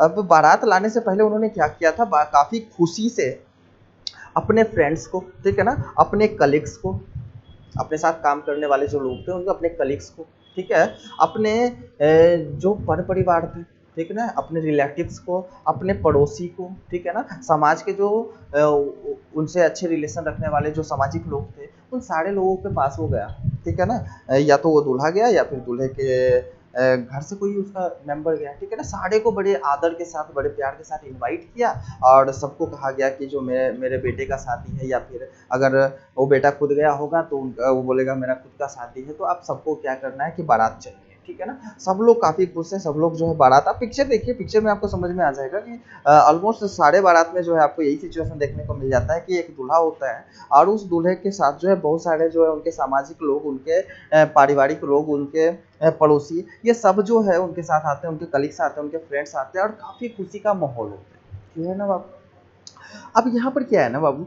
ये खुशी को एक्सप्रेस करने के लिए लोग क्या करते हैं कि खुशी को एक्सप्रेस करने के लिए बारात में जब जाते हैं, शादी ब्याह में जब जाते हैं तो डांस करते हैं। तो आप थोड़ा सा आगे चल लेते हैं, यहाँ पर आप देख रहे हो कि ये जो दूल्हा है, दूल्हा की जो सिस्टर है वो डांस कर रही है यहाँ पर, ठीक है। तो काफ़ी खुशी का माहौल है, यहाँ पर डांस चल रहा है। उसके बाद आप देख पा रहे हो यहाँ पर जो दूल्हे के जो कलीग्स हो गए, या फिर आप कह सकते हो दूल्हे के जो फ्रेंड है, वो सारे लोग क्या कर रहे हैं, यहाँ पे डांस चल रहा है। यहाँ पे सारे लोग काफ़ी खुश हैं, सारे लोग जो है काफ़ी खुश हैं, ठीक है ना। क्यों? क्योंकि इन लोगों का कहना है कि मेरे यार का शादी, ठीक है ना। तो ये सारे लोग काफ़ी खुश हैं, काफ़ी खुशियाँ मना रहे हैं, काफ़ी अच्छे से खा रहे हैं, पी रहे हैं, काफ़ी मज़े हैं, ठीक है ना। लेकिन सबका जो फोकस है वो एक ही चीज़ है कि ये आए क्यों है, ये खुशियाँ किस लिए है। ये खुशियाँ इसलिए है कि आज जो है एक एक परिवार का दूसरे परिवार से जो है एक न्यू रिलेशन जुड़ने वाला है, ठीक है ना। जो दूल्हा है उनकी वाइफ आने वाली है, ठीक है ना। जो दूल्हे का भाई है उनकी भाभी आने वाली है, जो दूल्हे की बहन है उसकी उनके जो है उनके भाभी आने वाले हैं। एक बहुत ही नया रिलेशन यहाँ पर क्रिएट होने वाला, दो गाँव के बीच में, दो शहरों के बीच में और दो परिवारों के बीच में जो है यहाँ पर एक यूनिक संबंध जुड़ने वाला है, ठीक है ना। बहुत सारी नई नई जो है यहाँ पर रिलेशंस बनने वाली है, ठीक है। तो इन सभी का जो है यहाँ पर खुशी मनाया जा रहा है, ठीक है। इस शादी के अंदर क्या है कि दूल्हे का जो है परिवार, हमने कहा ना कि यहाँ पर अगर हम बात कर ले कि बारात अगर पहुँच गई तो वहाँ पर क्या हो जाएगा, काफ़ी अच्छे से आदर किया जाता है गर्ल्स वालों की तरफ से। हाँ, बारात आए हैं उनको रिस्पेक्टफुली उतारा जाता है, उनको खातिरदारी की जाती है, काफ़ी अच्छे से उनका ध्यान रखा जाता है, ठीक है। उनको एंटरटेन करने की पूरी कोशिश की जाती है, उनको नाश्ता खाना पीना ये सारा कुछ जो है एक बारात और शादी में देखने को आपको मिल जाते हैं। क्लियर ना? अब यहाँ पर हम बात को समझते हैं कि क्या हुआ, क्या नाच हुआ, गाना हुआ, काफ़ी मस्ती हुई। सारे दोस्त ने क्या किया कि डांस किया, और एटलीस्ट यहाँ पर देखने को मिला सारे दोस्त तो, ये दोस्त तो अलग सी बात हो गई कि दूल्हे के लड़के ने दूल्हे का जो पिता है उन्होंने भी डांस किया, दूल्हे की मम्मी जो है उन्होंने भी डांस किया, क्योंकि बाकी सारे खुश हैं। दूल्हे की सिस्टर ने डांस किया, दुल्हन की सिस्टर ने डांस किया, तो ये सभी सारे काफ़ी खुश हैं। और यहाँ पर एक नए बंधन बन गए, ठीक है ना, शादी संपन्न हो गई। और दूल्हा क्या हुआ कि अपनी जो है वाइफ को लेकर, वाइफ को विदा करके, ऐसे ही होता है ना, वाइफ को विदाई की, अब विदाई किया और वो अपने घर चला आया। ठीक है।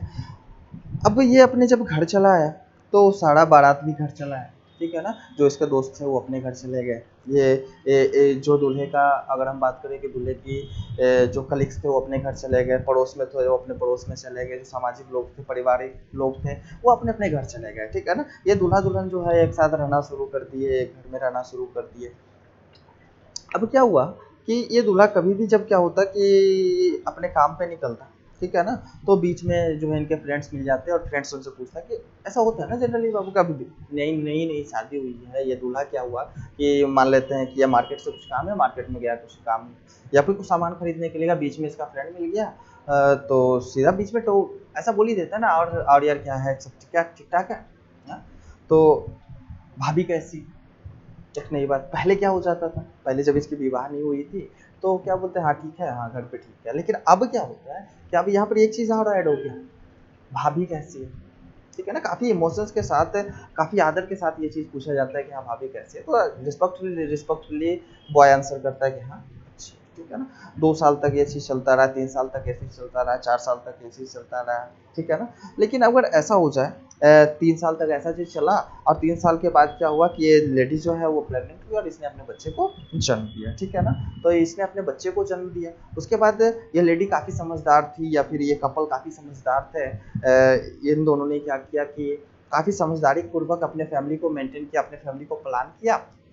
और हम दो हमारे दो, ठीक है ना, हम दो हमारे दो का मतलब क्या हो गया कि हम जो है दो है और हमारे बच्चे भी कितने होने चाहिए, दो होने चाहिए। तो इन्होंने विवाह के 3 साल बाद क्या किया, पहले बच्चे को जन्म दिया। उसके बाद क्या हुआ कि उसके बाद फिर 3 साल का गैप रखा, 4 साल का गैप रखा। उसके बाद फिर इन्होंने दूसरे बच्चे को जन्म दिया, और उसके बाद इन्होंने क्या किया कि इसके बाद इन्होंने क्या किया कि गर्ल्स ने क्या किया कि नसबंदी करा लिया, जिसको बोलते हैं ट्यूबेक्टोमी बोलते हैं, ठीक है ना। बंध्याकरण करवा लिया, और जिससे आगे जो है अनवांटेड प्रेगनेंसी का खतरा जो है टल गया। तो ये कपल ने क्या किया, काफी समझदारी से, ये कपल ने क्या किया, काफी समझदारी से इन्होंने अपने फैमिली को प्लान किया। इन्होंने अपने देश की बढ़ती हुई जनसंख्या को भी देखा, इन्होंने ये कपल ने क्या किया कि अपने जो है अपनी इकोनॉमिकल स्टेटस को भी समझा कि हाँ हमारी इनकम कितनी है, ठीक है ना, हम कितने अब बच्चे को अच्छी परवरिश दे सकते हैं। तो ये सारी चीज़ों को देखते हुए ये दोनों कपल ने क्या किया, ये कपल ने क्या किया कि अपने 2 बच्चे को प्लान किया, ठीक है ना। पहला बच्चा जो है 3 साल की उम्र, विवाह के 3 साल बाद दिया, फिर 3 साल का गैप रखा, 4 साल का गैप रखा, फिर इन्होंने दूसरे बच्चे को जन्म दिया, और तीसरे बच्चे को इन्होंने नहीं चाहा। तीसरे बच्चे जब दूसरे बच्चे की जब प्रेगनेंसी हुई, जब दूसरे बच्चे का जब पार्चुरेशन हुआ, दूसरे बच्चे का जन्म हुआ, तो जन्म के टाइम ही इन्होंने क्या करवा लिया, इन्होंने बंध्याकरण करवा लिया और ट्यूबेक्टोमी करवा लिया, महिला बंध्याकरण जिसको बोलते हैं। उसमें करते क्या है कि जो बंध्याकरण होते हैं वो 2 तरह के होते हैं, वैसेक्टोमी होते हैं, ट्यूबेक्टोमी होता है, जो कि हम आगे बात करेंगे। बॉयज़ के अंदर जो है वैसेक्टोमी होता है और गर्ल्स के अंदर ट्यूबेक्टोमी होता है, जो कि परमानेंट मेथड है कॉन्ट्रासेप्शन का, गर्भ निरोधक का। ये जो है अस्थाई जो है तरीका हो जाता है कि एक बार अगर बंध्याकरण हो जाए तो फिर आगे चलकर कोई भी अनवांटेड प्रेगनेंसी का खतरा नहीं होता है। तो ये इन्होंने क्या किया कि काफ़ी समझदारी से इन्होंने 2 बच्चे को जन्म दिया। आप देख सकते हो यहाँ पर जो बच्चा है वहाँ पर एक बच्ची जो है, पहला बच्चा जो है बच्ची है, फिर जो है लड़का है, पहली लड़की है, दूसरा लड़का है। और यहाँ पर देख रहे हो कि दोनों के एज में बहुत बड़ा अंतर देखने को मिल रहा है कि बच्ची जो है काफ़ी बड़ी है, ठीक है ना, और बच्चा जो है वो काफ़ी छोटा है। इससे समझ में आ रही है कि ये जो फैमिली थे, इन्होंने काफ़ी समझदारी से अपने फैमिली को प्लान किया और उतने ही बच्चे को कंसीव किया। और अब ये प्लानिंग कर रहे हैं, अब आगे बच्चे के बारे में ये नहीं सोच रहे, ये प्लानिंग कर रहे हैं कि नहीं, हमको बच्ची को जो है बैंकर बनाना है, अपने बच्चे को जो इंजीनियर बनाना है, हमारी जो इनकम है वो सेविंग करनी है। और जिस तरह से इन्होंने क्या किया कि एक अच्छी परवरिश अपने बच्चे को देना शुरू कर दिया, ठीक है ना। अब यहाँ पर क्या हो गया कि इनकी फिजिकल स्टेटस अच्छा था, अब इनकी मेंटल स्थिति भी अच्छी है, क्योंकि इनको प्रॉब्लम्स का सामना नहीं करना पड़ रहा। इनकी कैपेसिटी थी कि हम 2 बच्चे को अच्छी परवरिश दे सकते हैं, इन्होंने 2 बच्चे को जन्म दिया। जब तक ये स्टेबल नहीं हुए, वो पहले बच्चे को जन्म नहीं दिया। दूसरे बच्चे को जन्म देने के बीच में 3 से 4 साल का गैप रखा कि ऐसा नहीं हो कि हम पहले बच्चे को दूध पिला रहे हैं और दूसरी बच्चे जो है यहाँ पे रो रही है। नहीं, दूसरा बच्चा जब थोड़ा समझदार हो गया तब इन्होंने, पहला बच्चा जब समझदार हो गया तब इन्होंने दूसरे बच्चे को जन्म दिया, ताकि टेक केयर में प्रॉब्लम ना हो। ठीक है ना? तो काफ़ी समझदारी से इन्होंने क्या किया कि अपने रिप्रोडक्टिव हेल्थ को मेंटेन किया। अब यहाँ पर इनकी शारीरिक स्थिति अच्छी थी तभी इन्होंने बच्चे को जन्म दिया। ठीक है ना? अब यहाँ पर इनकी मेंटल स्थिति काफ़ी अच्छी रह गई। इनकी अगर इमोशनल की बात कर ले तो ये दोनों बच्चे को जो है काफ़ी अच्छे से मानेगी, काफ़ी अच्छे से प्यार करेगी और लोगों को भी यह एडवाइस देगी कि आप भी क्या कीजिए, मेरे भी 2 बच्चे हैं, आप लोग भी क्या कीजिए, 2 ही बच्चे रखिए। जैसी आपकी स्टेटस होगी, जैसे आप जितनी आपकी इनकम होगी उस हिसाब से बच्चे को रखिए, ताकि आपका बच्चा जो है अच्छा परवरिश पा सके, आपका बच्चा जो है अच्छी शिक्षा पा सके। ठीक है ना? ये दूसरे को भी एडवाइस, ये समाज को भी अच्छा कर रहे हैं। ठीक है ना? इनका समाज के प्रति बिहेवियर भी अच्छा है और लोगों का इनके प्रति बिहेवियर भी क्या है, काफ़ी अच्छा है। ठीक है? लेकिन अगर ऐसा हो जाता बाबू, लेकिन अगर ऐसा हो जाता कि इनका जो है फिजिकल स्टेटस जो थोड़ा सा खराब हो, विवाह करके ये आए थे, इनका फिजिकल स्टेटस थोड़ा सा खराब होता है और ये विवाह करके आए थे, इसको थोड़ा निगेटिवली समझने की कोशिश करते हैं। हमने पॉजिटिवली समझा, हमने अच्छी चीज़ों को समझा कि जो कपल्स थे इनके फिजिकल स्टेटस अच्छा था। ठीक है ना? ये समझदार थे, इनको जानकारी की कमी नहीं थी, ये पढ़े लिखे लोग थे, इनको रिप्रोडक्टिव हेल्थ के बारे में पता था। इन्होंने 2 ही बच्चे को जन्म दिया, 2 बच्चे के बीच में काफ़ी प्रॉपर गैप रखा। ये अपनी देश की पॉपुलेशन को भी इन्होंने ध्यान में रखा, इन्होंने देश की समस्याओं को भी ध्यान में रखा, इन्होंने अपनी समस्या को भी ध्यान में रखा और सब कुछ को समझते हुए इन्होंने अपने फैमिली को प्लान किया और ये काफ़ी खुशीपूर्वक जी रहे हैं। इनसे जुड़े हुए जितने भी लोग हैं, लोग इनकी तारीफ कर रहे हैं कि नहीं, आपका फैमिली काफ़ी अच्छा है, आपके बच्चे पढ़ रहे हैं, आपके बच्चे यहाँ पढ़ रहे हैं, आपके बच्चे जो है काफ़ी अच्छा करेंगे। तो इनका जो प्रभाव है, इनकी थोड़ी सी समझदारी का प्रभाव जो इनके पूरे समाज में पड़ा, क्या एग्जाम्पल लिया जाने लगा कि नहीं, फलना का जो बच्चा है, ठीक है ना, वो 2 ही बच्चे हैं लेकिन दोनों बच्चे काफ़ी अच्छे हैं, दोनों बच्चे काफ़ी समझदार है, दोनों बच्चे जो है अच्छी पढ़ाई कर रहे हैं, दोनों बच्चे एक डॉक्टर बनेगा, एक इंजीनियर बनेगा, ऐसी चर्चा हमारे समाज में, यानी सामाजिक स्थिति मेरी अच्छी है। ठीक है ना? मेरे जो बच्चे हैं और हम जो है समाज के लोगों से अच्छा व्यवहार कर रहे हैं, यानी कि व्यवहारात्मक रूप से हम काफ़ी अच्छे हैं, लोगों का व्यवहार भी हमारे प्रति अच्छा है और हम भी लोगों से अच्छे व्यवहार कर रहे हैं। ठीक है ना? लोगों की भावना भी हमारे प्रति अच्छी है और हम भी लोगों के प्रति अच्छी भावना रख रहे हैं। इसका मतलब क्या है कि हमारी शारीरिक स्थिति अच्छी है, हमारी मानसिक स्थिति अच्छी है, हमारी जो भावनात्मक स्थिति अच्छी है और हमारी जो व्यवहारात्मक स्थिति अच्छी है और सब कुछ अच्छा है, तो जाहिर सी बात है हमारा सामाजिक स्थिति अच्छा होगा। इसका मतलब हमारा जो जनरल स्वास्थ्य है वो बिल्कुल भी स्वस्थ है, कोई दिक्कत वाली बात नहीं है। लेकिन इसके जस्ट हम अपोजिट समझने की कोशिश करते हैं कि अगर ये कपल जो है आए, मेल या फीमेल, दोनों में क्या होता है कि थोड़ी सी प्रॉब्लम होती है, मेल हो या फीमेल हो, दोनों में अगर थोड़ी सी भी प्रॉब्लम होती, रिप्रोडक्टिव ऑर्गन से जुड़े हुए थोड़ी सी प्रॉब्लम होती और लेडी प्रेग्नेंट नहीं हो पाती, तो क्या सुनने को मिलता है, इनका रिप्रोडक्टिव हेल्थ पे क्या असर पड़ता है। तो बात को समझ लीजिए बाबू कि एक छोटी सी दिक्कत आई, क्या दिक्कत आई कि जो गर्ल्स है, जिनको ब्याह के लाया गया था, जो गर्ल्स है,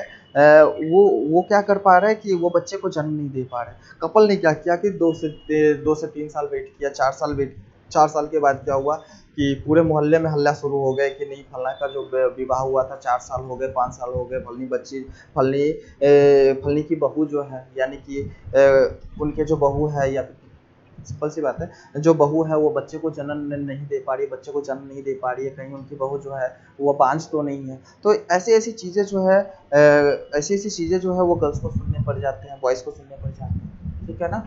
और जिसके कारण क्या हो जाता है कि इनका पूरा जो आप कह सकते हो कि सामाजिक स्थिति बिगड़ जाती है, इनके व्यवहार में परिवर्तन आ जाता है, ये लोगों के बारे में गलत सोचने लगते हैं, लोग गलत इनके बारे में गलत सोचना शुरू कर देते हैं, इनकी व्यवहारात्मक स्थिति गड़बड़ हो जाती है, फिजिकल स्थिति तो पहले ही गड़बड़ थी, शारीरिक स्थिति तो पहले ही गड़बड़ थी, इनकी भावना जो है लोगों के प्रति बिगड़ जाती है। मतलब थोड़ी सी फिजिकल स्टेटस में गड़बड़ी आई, फिजिकल स्टेटस में गड़बड़ी आई कि मेल या फीमेल में दोनों में से हो सकता है कि कोई प्रॉब्लम है, थोड़ी बहुत ट्रीटमेंट हो और ये अपने बच्चे को कंसीव कर पाए, लेकिन यहाँ पर क्या है कि क्या हुआ कि उस प्रॉब्लम्स का सॉल्यूशन ढूंढने की बजाय, इनफर्टिलिटी है, वो बांझता की शिकार है, उनको इनफर्टिलिटी सेंटर जाने की बजाय इनके फैमिली वालों ने उसको रोक के रखा और फैमिली वालों ने बोला कि देखिए, हमारी बहू को जो है बच्चे नहीं हो रहे हैं, अब हम अपने बेटे की शादी जो है कहीं और करवा रहे हैं। ठीक है ना। अब यहाँ पर पूरा विचार ही चेंज हो गया, पूरा भावना ही चेंज हो गया, पूरा बिहेवियर ही चेंज हो गया, पूरी सामाजिक स्थिति चेंज होगी कि वो जो लड़की है वो बांझ है, अब वो जो है बच्चे को जनन नहीं कर पाएगी। अब बताइए कि वो जो फैमिली है जो इस तरह के विचार को रख रहे हैं, क्या उनका रिप्रोडक्टिव हेल्थ अच्छा है? कह सकते हैं हम नहीं ना। अब यहाँ पर गर्ल्स या बॉयज दोनों में से किसी में फिजिकल डिफॉल्ट था, जिसके कारण क्या देखने को मिला कि दोनों को, इन दोनों के प्रति लोगों का भावना क्या हो गया, बिल्कुल भी गलत हो गया, गलत गलत भावना जो है उत्पन्न हो गए। लोगों ने इनके बारे में गलत गलत बातें करनी शुरू कर दी, ठीक है ना। अब क्या हो गया, लोगों के विचार इनके प्रति बदल गए। पहले लोग मिलने जाते थे, अब क्या होता था, रास्ते में देखते हैं तो नहीं फलना है, वो बांध जा रही है, हम उनसे बात नहीं करेंगे, वो दूर हट जाते हैं। ऐसा होता है ना बाबू, हमारे समाज में ऐसा होता है, ठीक है। तो ये सारी चीज़ें हैं कि थोड़ा सा फिजिकल स्टेटस खराब होने के कारण इस कपल का क्या हो गया कि इनका जो है फिजिकल स्टेटस तो खराब पहले से ही था, इमोशनल स्टेटस भी खराब हो गया, बिहेवियरल स्टेटस भी खराब हो गया और सोशल स्टेटस बिल्कुल बिगड़ गया, मतलब इनका रिप्रोडक्टिव हेल्थ अच्छा नहीं रहा। क्लियर ना बाबू। तो हमने क्या किया कि इस एग्जाम्पल के थ्रू अच्छे पक्ष को भी समझने का कोशिश किया और गलत पक्ष को भी समझने का कोशिश किया। हम किस तरह से कहेंगे कि जनरल स्वास्थ्य अच्छा और किस तरह से कहेंगे कि जनरल स्वास्थ्य अच्छा नहीं है, किस तरह से हमारे फिजिकल स्टेटस जो है वो खराब होने की वजह से हमारा बिहेवियर, हमारा जो है इमोशनल, हमारा जो है सोशल स्थिति पे जो है असर पड़ता है। ये सारी चीज़ों की हम बात कर लिए, तो थोड़ा सा हम आगे बढ़ते हैं, ठीक है ना बाबू। यहाँ पर एक अच्छा फैमिली है, हैप्पी फैमिली का पिक्चर यहाँ पर दिया गया। यहाँ पर भी देख रहे हो कि एक ग्रामीण पिक्चर है बाबू, और यहाँ पर भी आप देख रहे हो कि इनकी फेसेस देखिए, जैसे इनकी फेसेस देखिए, आपको इनके फेस देखने के बाद आपको मालूम चलेगा कि नहीं ये काफ़ी खुश है। इसलिए खुश है क्योंकि इन्होंने क्या किया, परिवार नियोजन के कार्यक्रमों का पालन किया, परिवार नियोजन के कार्यक्रमों को अपनाया।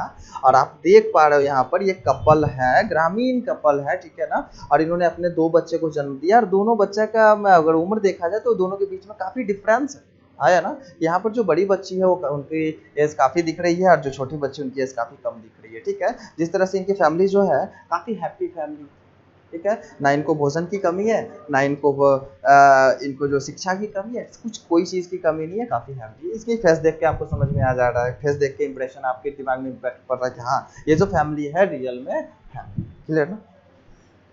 नेक्स्ट देखते हैं, ये हैप्पी इसलिए थे क्योंकि इन्होंने परिवार नियोजन के कार्यक्रमों को अपनाया, और इन्होंने फैमिली को प्लान किया, और हम दो और हमारे दो का जो स्लोगन था हमारे परिवार नियोजन के कार्यक्रम को, उसको अपनाया, ठीक है ना बाबू। अब यहाँ पर हम देखते हैं कि what is the treatment of infertile couple. अभी हमने थोड़ा देर पहले एग्जांपल लिया था ना बाबू कि अगर विवाह के बाद अगर 4 से 5 साल के बीच में 4 से 5 साल तक अगर आपको बच्चे नहीं होते हैं, ठीक है ना, तो आपका रिप्रोडक्टिव हेल्थ अच्छा नहीं है, आपका फिजिकल स्टेटस अच्छा नहीं है, लोगों में, आपके समाज में आपका स्टेटस अच्छा नहीं रहेगा, आपके समाज का आपके प्रति और आपका समाज के प्रति इमोशंस अच्छे नहीं रहेंगे, व्यवहार बिल्कुल भी बदल चुका होगा, ठीक है ना।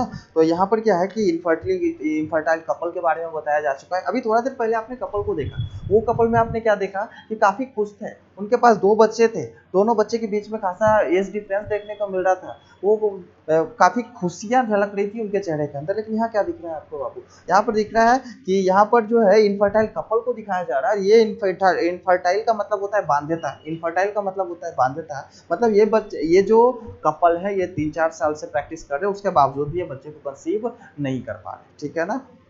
तो बकायदा बाबू इनफर्टिलिटी का जो है हम लास्ट टॉपिक में हम जो चर्चा करेंगे, तो इनफर्टिलिटी क्या होता है, इनफर्टिलिटी को दूर करने के क्या तरीके हैं, कहाँ पर इनफर्टिलिटी के ट्रीटमेंट्स होते हैं, ये सारा कुछ बात हम करेंगे लास्ट टॉपिक में। क्लियर ना। अब यहाँ पर आप देख लीजिए बाबू, यहाँ पर हम कुछ सामाजिक चीज़ों को देख लेते हैं। यहाँ पर आप क्या देख पा रहे हो कि आपने एक पहले का पिक्चर देखा था जो कि एक किसान था, काफ़ी हैप्पी था। अभी आप देखिए, आप एक अलग सी पिक्चर्स को देख पा रहे हो, और यहाँ पर आप क्या देख पा रहे हो कि काफ़ी पुअर फैमिली है, काफ़ी पुअर फैमिली है, और इन्होंने क्या कर रखा है कि 4-5 बच्चे को जन्म दे रखा है। हो सकता है साइड में एक आध बच्चा होगा, पिक्चर सही से नहीं आया। तो यहाँ पर क्या हो गया कि इन्होंने 4-5 बच्चे को जन्म दे रखा है, ठीक है। और यहाँ पर 4-5 बच्चे को इन्होंने जन्म दे रखा है, तो इन्होंने परिवार नियोजन के कार्यक्रमों को नहीं अपनाया।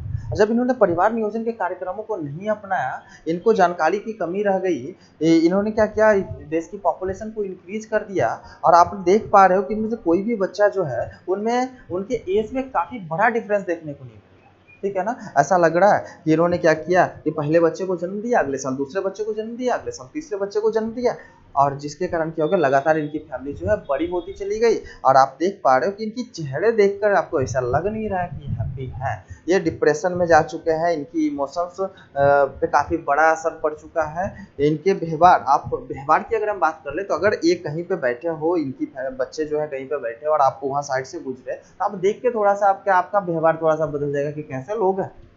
हाँ? जहाँ पर लोग जो है हम दो हमारे दो का नारा लगा रहा है और यहाँ पर ये लोग क्या कर रहे हैं, लगातार बच्चे को जन्म दे रहे हैं। ठीक है ना। तो यहाँ पर क्या आपको देखने को मिल रहा है कि इनका फिजिकल स्टेटस काफी अच्छा है, इनका फिजिकल स्टेटस काफी अच्छा है, इनकी शारीरिक अंग काफी अच्छे से काम कर रहे हैं, इसके जनन अंग जो है, इन कपल के जनन अंग जो है काफी अच्छे से काम कर रहे हैं, इसीलिए इन्होंने लगातार बच्चे को जन्म दे दिया। लेकिन लगातार बच्चे जन्म देने के बावजूद भी क्या देखने को मिल रहा है कि लोगों का इनके प्रति जो है भावना अच्छी नहीं है। लोग क्या कह रहे हैं कि ये कैसे लोग हैं, भिखारी लोग हैं। ठीक है ना। लोगों को इनके प्रति भावना अच्छी नहीं है, लोगों का व्यवहार जो है इनके प्रति अच्छा नहीं है, यानी कि बिहेवियर इनका अच्छा नहीं है। ठीक है ना। समाज में इनकी कोई आप कह सकते हो कि इनकी कोई रेपुटेशन नहीं है, समाज में इनकी कोई रेपुटेशन नहीं है। ठीक है। तो मतलब इनका फिजिकल स्टेटस तो ठीक ठाक था, ये रिप्रोडक्शन कर सकते थे, ये इन्होंने रिप्रोडक्शन लगातार करते गए, लेकिन इन्होंने क्या कर लिया, लगातार रिप्रोड्यूस करके इन्होंने जनसंख्या इतनी आगे बढ़ा ली कि अब ये जितने बच्चे हैं उनको भीख मांगने भेजने के अलावा इनके पास दूसरा कोई ऑप्शन नहीं। ठीक है ना। ये चाहकर भी इतने बच्चे को जो है परवरिश, अच्छा शिक्षा नहीं दे सकते, अच्छा खाना नहीं दे सकते, अच्छी परवरिश नहीं दे सकते। ठीक है ना। तब जाकर यहाँ पर जो है एक कॉन्सेप्ट आ जाता है कि हमारा दोस्त जो है, गरीबी की कॉन्सेप्ट आ जाती है कि गरीब हमेशा क्या करते हैं, गरीबी को ही जन्म देते हैं। ठीक है ना। तो यहाँ पर क्या देख पा रहे हो कि गरीब के बच्चे थे और ये जान रहे थे कि हम गरीब है, और उसके बावजूद भी इन्होंने लगातार अपने बच्चे को जन्म दिया और अपनी जो है रिप्रोडक्टिव हेल्थ को खराब कर लिया। ठीक है ना। इनके फिजिकल स्टेटस अच्छे थे बाबू, तभी इन्होंने बच्चे को जन्म दिया, लेकिन इनके इमोशनल स्टेटस अच्छे नहीं है, इनके जो है सोशल स्टेटस अच्छे नहीं है, इनके जो है बिहेवियर अच्छे नहीं थे। इसका मतलब इनकी रिप्रोडक्टिव जो है इनकी रिप्रोडक्टिव हेल्थ अच्छी नहीं है। क्लियर ना। अभी यहाँ पर क्या कर रहा है कि इनकी जो है, अगर हम बात कर ले इनकी पिक्चर से देख के समझ में आ रहा है कि ये काफ़ी गरीब लोग हैं। ठीक है ना। और हमने अभी कहा कि गरीब हमेशा गरीब को ही जन्म देते हैं। ठीक है ना। गरीब को हमेशा गरीब को ही जन्म देते हैं। इनके पास एक ही ऑप्शन है कि अब हम तो इन लोगों का परवरिश ढंग से कर नहीं सकते, तो बच्चे करेंगे क्या, तो बच्चे को ना ये शिक्षा दे पाएंगे, बच्चे को ना ये अच्छी परवरिश दे पाएंगे और बच्चे को रोड पे छोड़ देंगे, ताकि बच्चे जो है वो क्या करे, रोड पे जाकर। ठीक है ना। तो इसीलिए वहाँ पर हमने डेफिनेशन में थोड़ा सा हमने क्लियरिटी लाई थी कि क्या देखने को मिल रहा था कि सिंपल सा अगर हम डेफिनेशन ले लेते रिप्रोडक्टिव हेल्थ का, कि आपके जनन अंग अगर अच्छे से काम कर रहे हैं, आप बच्चे को अच्छे से रिप्रोड्यूस करवा पा रहे हो, तो आपका जनन स्वास्थ्य अच्छा है, तो क्या यह डेफिनेशन सही होता है? नहीं ना। अब यहाँ भी तो हम कह सकते हैं कि इनका भी जनन स्वास्थ्य अच्छा है, क्योंकि ये बच्चे को जन्म दे पा रहे हैं। क्यों जन्म दे पा रहे हैं? क्योंकि इनकी रिप्रोडक्टिव ऑर्गन अच्छे हैं। लेकिन नहीं, क्या इनका सामाजिक जो एस्पेक्ट है वो अच्छा है? क्या इनका व्यवहार जो है, लोगों का व्यवहार इनके प्रति अच्छा है? नहीं ना। ये अपने बच्चे को अच्छे परवरिश दे पा रहे हैं? नहीं दे पा रहे। मतलब इनकी रिप्रोडक्टिव हेल्थ अच्छी नहीं है। क्लियर है। आप पिक्चर एक को देखिए, और आप क्या देख पा रहे हो कि यहाँ पर एक माँ है और ये बेबस है। यहाँ पर एक माँ है और ये बेबस है कि ये बच्चे को क्या कर रही है। यहाँ पर एक माँ है और ये बेबस है कि ये बच्चे को क्या कर रही है, कि फेंके हुए खाना खिला रही है। ठीक है ना। आप देख पा रहे हो, यहाँ पर आप अच्छे से देखिए, आप देख पा रहे हो कि यहाँ पर माँ जो है बेबस है कि एक बच्चे को जो है फेंके हुए खाना खिला रही है। तो आप दूसरे स्लाइड में आप देख पा रहे हो कि यहाँ पर बच्चे जो है गंदगी वाले जगह में रहने के लिए बेबस हो गए, इनका कोई अपना घर नहीं रहा। ठीक है ना।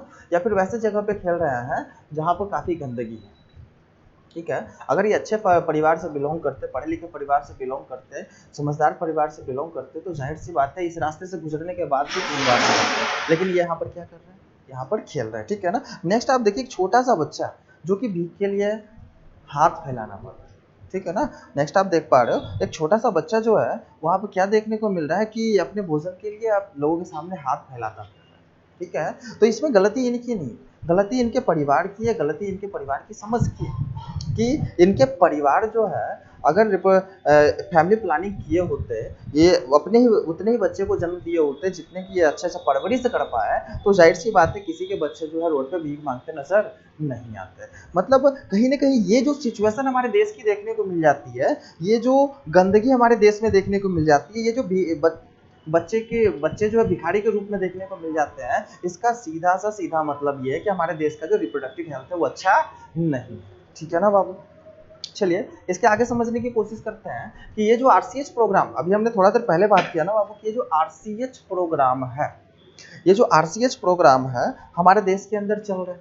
ठीक है ना। आरसीएच मतलब reproductive and child care programme, reproductive and child health care programme, RCH programme जो है हमारे देश के अंदर अभी भी चल रहा है। ठीक है ना। लेकिन हमने बताया कि ये परिवार नियोजन से शुरू हुआ था, लेकिन अपने अंदर जो बहुत सारे एस्पेक्ट को सम्मिलित कर लिया, अपने अंदर बहुत सारी सेवाओं को सम्मिलित कर लिया, अपने अंदर बहुत सारे उद्देश्यों को सम्मिलित करके काफी बृहद पैमाने पे इस देश में कार्यरत है। तो अभी हम इस क्वेश्चन के थ्रू समझने की कोशिश करेंगे कि जनन एवं बाल स्वास्थ्य सेवा जो कार्यक्रम है उसके उद्देश्य क्या थे।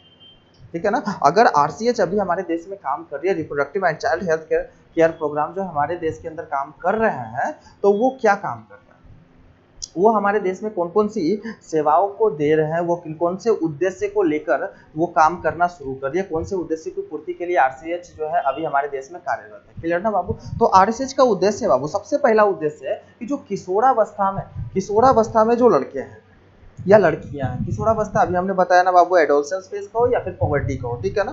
तो किशोरावस्था में जो लड़कियां, 1 मिनट बाबू, किशोरावस्था में जो बच्चे हैं, लड़के एवं लड़की के शरीर में आने वाले जो परिवर्तन है उसको विद्यार्थियों एवं आने वाली पीढ़ियों को अवगत कराना। अभी हमने बताया ना थोड़ा देर पहले बाबू, हमने कुछ एग्जाम्पल के थ्रू भी समझने का कोशिश किया था कि जो बच्चे को जानकारी नहीं होती है रिप्रोडक्शन के बारे में, वो बच्चे जैसे ही पॉवर्टी में पहुंचते हैं तो पॉवर्टी में होने वाले बदलाव के कारण वो मेंटली डिस्टर्ब हो जाते हैं और गलत इंफॉर्मेशन के कारण वो अपने रिप्रोडक्टिव हेल्थ को खराब कर लेते हैं। ठीक है ना। तो रिप्रोडक्टिव हेल्थ को अच्छा बनाया जा सके, अच्छा बनाए, उसके लिए क्या हुआ, सबसे पहला उद्देश्य आरसीएच ने लिखा कि हमको करना क्या है, तो करना क्या है कि किशोरावस्था यानी कि गांव और शहरों तक पहुंचना है और किशोरावस्था में जितने भी बच्चे हैं, चाहे वो लड़के हो या लड़की, उसको बताना है, शरीर में बदलाव आने से पहले बता देना है कि आपके शरीर में इतनी से इतनी की उम्र के बीच में ये बदलाव आएंगे और उस बदलाव को आप कैसे हैंडल करोगे और कौन से बदलाव नॉर्मल होंगे और कौन से बदलाव में आपको दिक्कत लेने की आपको थोड़ा सा हट के सोचने की जरूरत पड़ेगी। क्लियर ना। तो सबसे पहला उद्देश्य क्या रहा कि किशोरावस्था में लड़का एवं लड़की के शरीर में आने वाले परिवर्तनों के बारे में विद्यार्थियों एवं आने वाली पीढ़ियों को क्या करवाना है, अवगत कराना है। इसीलिए क्या हुआ कि आरसीएच के थ्रू ही, ठीक है ना, आरसीएच का ही उद्देश्य रहा कि जो आने वाली पीढ़ी है, क्योंकि पिछले जो पीढ़ी है वो तो गलती कर बैठे हैं, लेकिन जो आने वाली पीढ़ी है, जो रिप्रोडक्शन करेंगे, अपने घर गृहस्थी को बिठाएंगे, अपने बच्चे को जन्म देंगे, अगर जो आने वाली पीढ़ी है उनको समझा दिया जाए कि रिप्रोडक्टिव हेल्थ को आप कैसे अच्छा रख सकते हैं, रिप्रोडक्टिव हेल्थ को कैसे मैनेज रख सकते हैं, या फिर जो पॉवर्टी के टाइम में आपके शरीर में कौन कौन से बदलाव आते हैं, कौन से बदलाव होने पर आपको किसी तरह के जो है मेंटली डिप्रेशन का आप शिकार नहीं होइएगा, कौन से किस चेंजेस पे आपको विचार करने की जरूरत है, किस चेंजेस पे आपको विचार करने की जरूरत नहीं है। तो ये सारा कुछ जो है स्टूडेंट्स को बताना, अपने आने वाली पीढ़ी को जो है अपने शरीर में होने वाले चेंजेस के बारे में बताना है। तो यहाँ पर यौन शिक्षा को बढ़ावा दिया गया, सेक्स एजुकेशन को क्या किया, बढ़ावा दिया गया। अब सेक्स एजुकेशन को बढ़ावा दिया गया क्लास 8 से ही। हमने क्या बोला कि क्लास 8 से ही सेक्सुअल रिप्रोडक्शन इन ह्यूमन यानी मनुष्यों में जो रिप्रोडक्शन होता है उसकी थोड़ी थोड़ी जानकारी देनी क्या की गई, शुरू कर दी गई। ठीक है ना। क्योंकि हमने बताया कि ये जो चैप्टर है बाबू वो गवर्नमेंट पॉलिसी के अंदर आता है। गवर्नमेंट ने क्या किया कि इस चैप्टर पे ज़्यादा फोर्स देने की जरूरत है, इस तरीके से उन्होंने आपके सिलेबस के अंदर पेश किया। क्लियर ना। तो यहाँ पर क्या हुआ कि किशोरावस्था में लड़के एवं लड़कियों के शरीर में आने वाले जो परिवर्तनों है उसके बारे में विद्यार्थी एवं आने वाली पीढ़ी को क्या करना है, अवगत कराना है। ये पहला उद्देश्य रहा। दूसरा उद्देश्य रहा यौन शिक्षा को बढ़ावा देना है, ताकि लोगों को यौन संबंधी जो गलत अवधारणाएं है उससे बचाया जा सके। अभी हमने बताया ना बाबू कि होता क्या है कि यौन शिक्षा से जुड़ी हुई जितनी भी गलत अवधारणाएं हैं वो बचपन में ही हमारे दिमाग में आ जाती है। ठीक है ना। और उस अवधारणाओं के चलते हम लोग करते क्या है, कुछ गलतियां कर बैठते हैं, जिससे हम या तो अपना फिजिकल स्टेटस खराब कर बैठते हैं या तो हम अपना जो है सोशल स्टेटस खराब कर बैठते हैं। एक एग्जांपल के थ्रू हम समझने की कोशिश करते हैं। हम पिछले क्लास में क्या, पिछले क्लास की अगर हम बात नहीं करें, हम पिछले कुछ साल पहले क्या हुआ था कि हम जो है एक स्कूल ज्वाइन किए थे। ठीक है ना। वहाँ पर हम जो है सीबीएसई के स्टूडेंट्स को जो है 11-12 वहाँ पर हम टीच करते हैं। तो वहाँ पर एक केस देखने को मिला कि एक 8 क्लास का बच्चा, ठीक है ना, एक 8 क्लास का बच्चा जो है, बेसिकली वो लड़का था, ठीक है ना। तो 8 क्लास का जो लड़का था, उनके जो रिप्रोडक्टिव ऑर्गन है, इवन हम कह सकते हैं कि जो दोनों पैरों के बीच में या फिर जो उनके पेनिस थे, उस पे क्या हुआ कि थोड़े थोड़े से जो है दाने निकल आए, ठीक है ना। तो जब दाने निकल आए तो वो उस चीज़ के बारे में, यानी पेनिस पे जो सिस्टम था, उस पे छोटे छोटे से जो है पिंपल्स देखने को मिले, छोटे छोटे से दाने देखने को मिले, और उनको थोड़ी सी खुजली हो रही थी, ठीक है ना। तो उस बच्चे ने क्या किया कि इस प्रॉब्लम को क्या किया, अपने एक फ्रेंड को बताया, क्लास में ही अपने एक फ्रेंड को बता दिया कि देखो ना ऐसा कुछ प्रॉब्लम चल रहा है, ठीक है ना। तो कुछ दिन पहले क्लास में क्या हुआ था कि उनकी मैम ने, ठीक है ना, कुछ दिन पहले सेम क्लास में क्या हुआ कि उसकी मैम उनको जो बायोलॉजी पढ़ाते थे, उनकी एक मैम थी जो उनको बायोलॉजी पढ़ाते थे, ठीक है ना। तो उनकी मैम ने क्या किया कि एड्स के बारे में बताया था, ठीक है ना। एड्स के बारे में बताया था, तो थोड़ी बहुत जो जानकारी दी होगी, ठीक है ना। किस तरीके से दिया गया जानकारी या नहीं दिया गया ये तो हमको नहीं पता, लेकिन देखने को क्या मिला कि वो जो लड़का था जिसके पेनिस में जो है हल्के हल्के पिंपल्स थे, ईचेज हो रहे थे, खुजली हो रही थी, उसने अपने दोस्त को बताया। अब दोस्त तो होता कमीना, ठीक है ना। उसने क्या किया कि उसने कुछ देर सोचा और उसके बाद लगता है तुमको एड्स हो गया, ठीक है ना। और ये बात जो है धीरे धीरे पूरे स्कूल में फैल गई कि जो एक लड़का है और उस लड़के को क्या हो गया, एड्स हो गया, ठीक है। अब वो 8 क्लास का बच्चा जो है पूरे क्लास में, जो अब मजाक से या फिर कैसे भी, लेकिन पूरे क्लास में जो है इन्फॉर्मेशन फैल गया, फिर स्कूल में इन्फॉर्मेशन फैल गया कि देखिए जो एक लड़का है, और पूरे क्लास में चर्चा हो रहा है, बच्चे लोग बोल रहे हैं कि क्या हो गया, एड्स हो गया, ठीक है ना। अब आप एक चीज़ को समझिए कि यहाँ पर बात कह दी गई कि वो जो लड़का है उसको एड्स हो गया। अब उस लड़के की मेंटेलिटी पे आप समझिए, पहले तो क्या हुआ कि छोटे छोटे दाने उनके जो है सेक्सुअल ऑर्गन पे आए, ठीक है ना। वो किसी से खुल के बात भी नहीं कर सकता, क्योंकि खुल के बात करेगा लोग उनको गलत बोलेंगे कि आपका कैसा लड़का है जो मतलब खुलेआम कुछ भी बोल देते हैं, ठीक है। तो अपने पेरेंट्स को से भी उन्होंने शेयर नहीं किया, उस बच्चे ने शेयर नहीं किया, और पूरे क्लास में हल्ला हो गया कि उसको जो है एड्स है।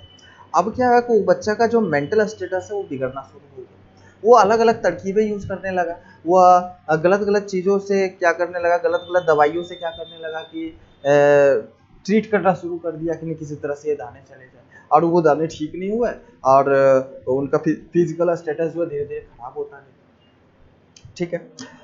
अब क्या हुआ, वो बच्चा जो है वो बच्चा जो है धीरे धीरे क्या हुआ कि वो बच्चा जो है धीरे धीरे मेंटली डिप्रेस होना शुरू हो गया, मन में सोचने लगा कहीं ये बड़ी बीमारी तो नहीं, ये एड्स हो गया। मैम ने बताया था कि एड्स बीमारी हो जाता है तो आदमी मर जाता है, ठीक है ना, एड्स बीमारी ठीक नहीं होती, मैम ने ऐसा कुछ बताया, ठीक है। और ये बात पूरे स्कूल में फैल गया। एटलीस्ट क्या हुआ कि किसी टीचर से ही हमको पता चला कि सर देखिए ना एक बच्चा है और वो 2 दिन से स्कूल नहीं आ रहा है, और पता चला है कि सारे लोग हल्ला कर दिए कि उनको जो है एड्स है, ठीक है। तो हमने कहा कि उनको पता कैसे चला कि एड्स है, तो मैम ने जो है उनके चैप्टर में पढ़ना होगा, तो मैम ने क्या किया कि उनको क्लास में कुछ दिन पहले ही पढ़ाए थे, और बीच में क्या हुआ कि ये बातें हुई, तो हमने सोचा कि हो सकता है कि जो जानकारी उनको दी गई थी और वो जानकारी को प्रॉपरली वो एक्सप्रेस नहीं कर पाए होंगे बच्चे को सामने, जिससे जानकारी की कमी रह गई होगी, और बच्चा जो है सेक्सुअल ऑर्गन से रिलेटेड कोई भी प्रॉब्लम्स हो तो उसको एड्स ही बोल देता है, ठीक है। तो लास्ट में क्या किया गया कि पर्सनली हमको उस क्लास में जाकर 1 दिन का क्लास देना पड़ा, ठीक है ना। कुछ केसेस ऐसे हो जाते हैं ना, कुछ केसेस ऐसे हो जाते हैं जहाँ पर टीचर को बेशरम बनना पड़ता है, ठीक है ना।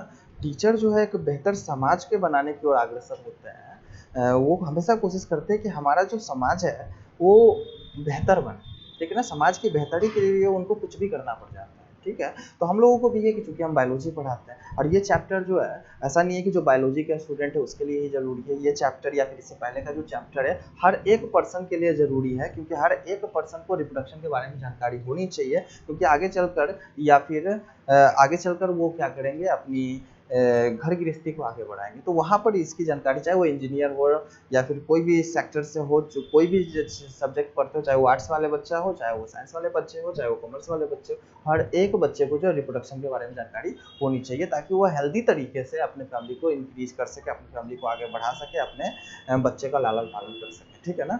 तो यहाँ पर एक दिन का हमको क्लास लेने के लिए वहाँ पर कहा गया कि सर आप जो पर्सनली जाकर वहाँ पर समझा दीजिए। तो वहाँ पर पर्सनली जब हम क्लास में गए तो हमने वहाँ पे देखा कि मैम जो है, हमने बच्चे से जो है थोड़ी बहुत इन्फॉर्मेशन कलेक्ट किया कि मैम जो है आप लोग को क्या पढ़ा है।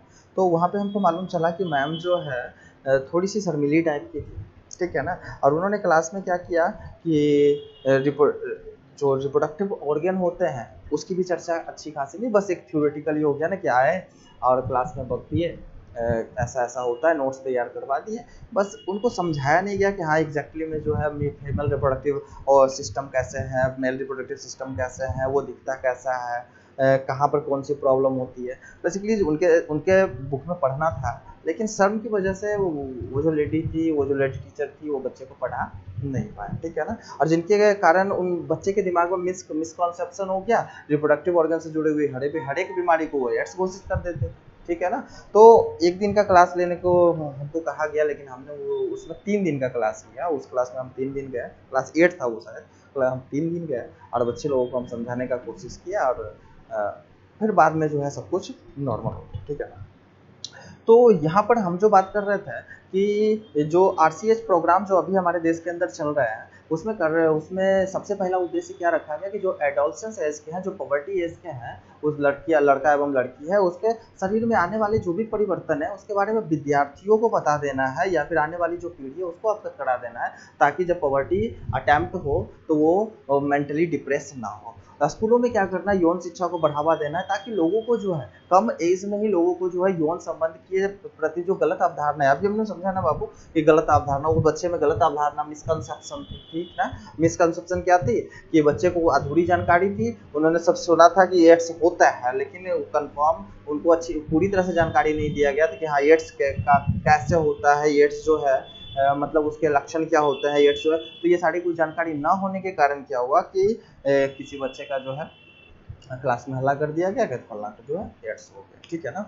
तो यहाँ पर क्या है, यौन शिक्षा को बढ़ावा देना है, ताकि लोगों को क्या करना कि यौन संबंधी गलत अवधारणाओं से बचाया जा सके। ठीक है ना। नेक्स्ट उनका उद्देश्य रहा कि स्वस्त सुरक्षित यौन क्रियाओं की जानकारी देना है, लोगों को बताना है, चाहे वह कपल्स है, न्यूली मैरिड कपल्स हो, चाहे वह ओल्ड कपल्स हो, चाहे वह आने वाली न्यू जनरेशन हो, उन सबको ये जानकारी होनी चाहिए कि जो किस तरह से हम स्वस्थ सुरक्षित यौन क्रियाओं की यौन क्रिया करें। ठीक है ना। ताकि मेल को भी कोई दिक्कत नहीं हो, फीमेल को भी कोई दिक्कत नहीं हो, और आने वाला बच्चा भी जो है हमारा स्वस्थ रहो। तो स्वस्थ सुरक्षित यौन क्रियाओं की जानकारी देना, ये तीसरा उद्देश्य रहा हमारे आरसीएच प्रोग्राम का, या फिर अभी भी उसी उद्देश्य की पूर्ति के लिए कार्य किया जा रहा है। नेक्स्ट उद्देश्य है कि समाज के हर एक वर्ग को बताना है कि विवाह की सही उम्र क्या होती है, क्योंकि वर्षों से हम पढ़ते आ रहे हैं कि बाल विवाह जैसी कुरीतियाँ, ठीक है ना, ये मिसकंसेप्शन है। ठीक है। कि ये कुरीतियाँ जो हमारे समाज में फैली हुई है कि लोग करते क्या थे, जैसे ही बच्चे का जन्म होता था तो उसी वक्त तय कर लेते थे कि हाँ मेरे बच्चे की जो शादी है फलना से होना। कुछ टाइम जैसे ही बच्चा चलना शुरू किया, 8 साल 9 साल 10 साल, 10 साल की उम्र में ही बच्चे की क्या कर दी थी, कर दिया जाता था, विवाह कर दिया जाता था। तो यहाँ पर क्या है कि वो जो बच्ची है जिसका विवाह हुआ है, ठीक है ना, उनका जो रिप्रोडक्टिव सिस्टम जो है मैच्योर नहीं है। ठीक है ना। जैसे ही बच्चे की क्या होती थी, पॉवर्टी आती थी, जैसे ही बच्चे की मेंसेस आनी शुरू हो गई, वैसे ही बच्चे का क्या क्या बच्चियों को क्या कर दिया जाता था, ब्याह दिया जाता था। यानी बाल विवाह जैसी जो है कुरीतियां देखने को मिल रही थी। ठीक है ना। और वो कहीं ना कहीं क्या है कि हमारी पॉपुलेशन को इंक्रीज करने में भी, हमारी बढ़ती हुई जो जनसंख्या है, हमारी बढ़ती हुई जनसंख्या है, जो जनसंख्या विस्फोट के का भी कारण बना, और कहीं ना कहीं वही जो है मदर मोर्टिलिटी रेट का भी कारण बन रहा था, और कहीं ना कहीं वो जो है फीमेल मोर्टिलिटी रेट का भी कारण बन रहा था। ठीक है ना। सॉरी बाबू।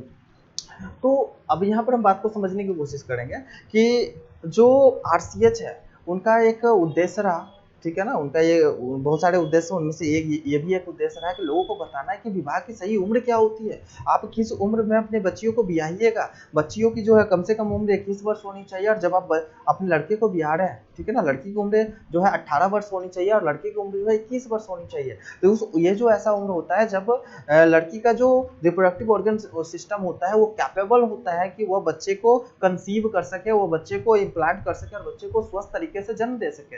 अगर आप उनके रिप्रोडक्टिव ऑर्गन मैच्योर होने से पहले ही अगर आप उनके विवाह कर देते हैं, आप मेंसेस शुरू हुआ आप उनका विवाह कर देते हैं, तो उनकी मेंसेस जरूर शुरू हो गई है, उनके शरीर के अंदर गैमेट बनने जरूर शुरू हो गया, लेकिन उनके फैलोपियन ट्यूब, उनके यूटरस और उनका पूरा का पूरा इम्यून सिस्टम और उसका पूरा बॉडी जो है अभी रेडी नहीं है कि बच्चे को कंसीव कर सके और बच्चे को हेल्दी बच्चे को जन्म दे सके। तो यहाँ पर टाइम देना होता है बाबू कि मेंसेस के 4 से 5 साल और वेट कर लेने चाहिए, तब जाकर उनके जो रिप्रोडक्टिव ऑर्गन होते हैं, गर्ल्स के रिप्रोडक्टिव ऑर्गन जो है सही तरीके से हेल्दी तरीके से बच्चे को कंसीव करने के लिए रेडी होते हैं, ठीक है ना।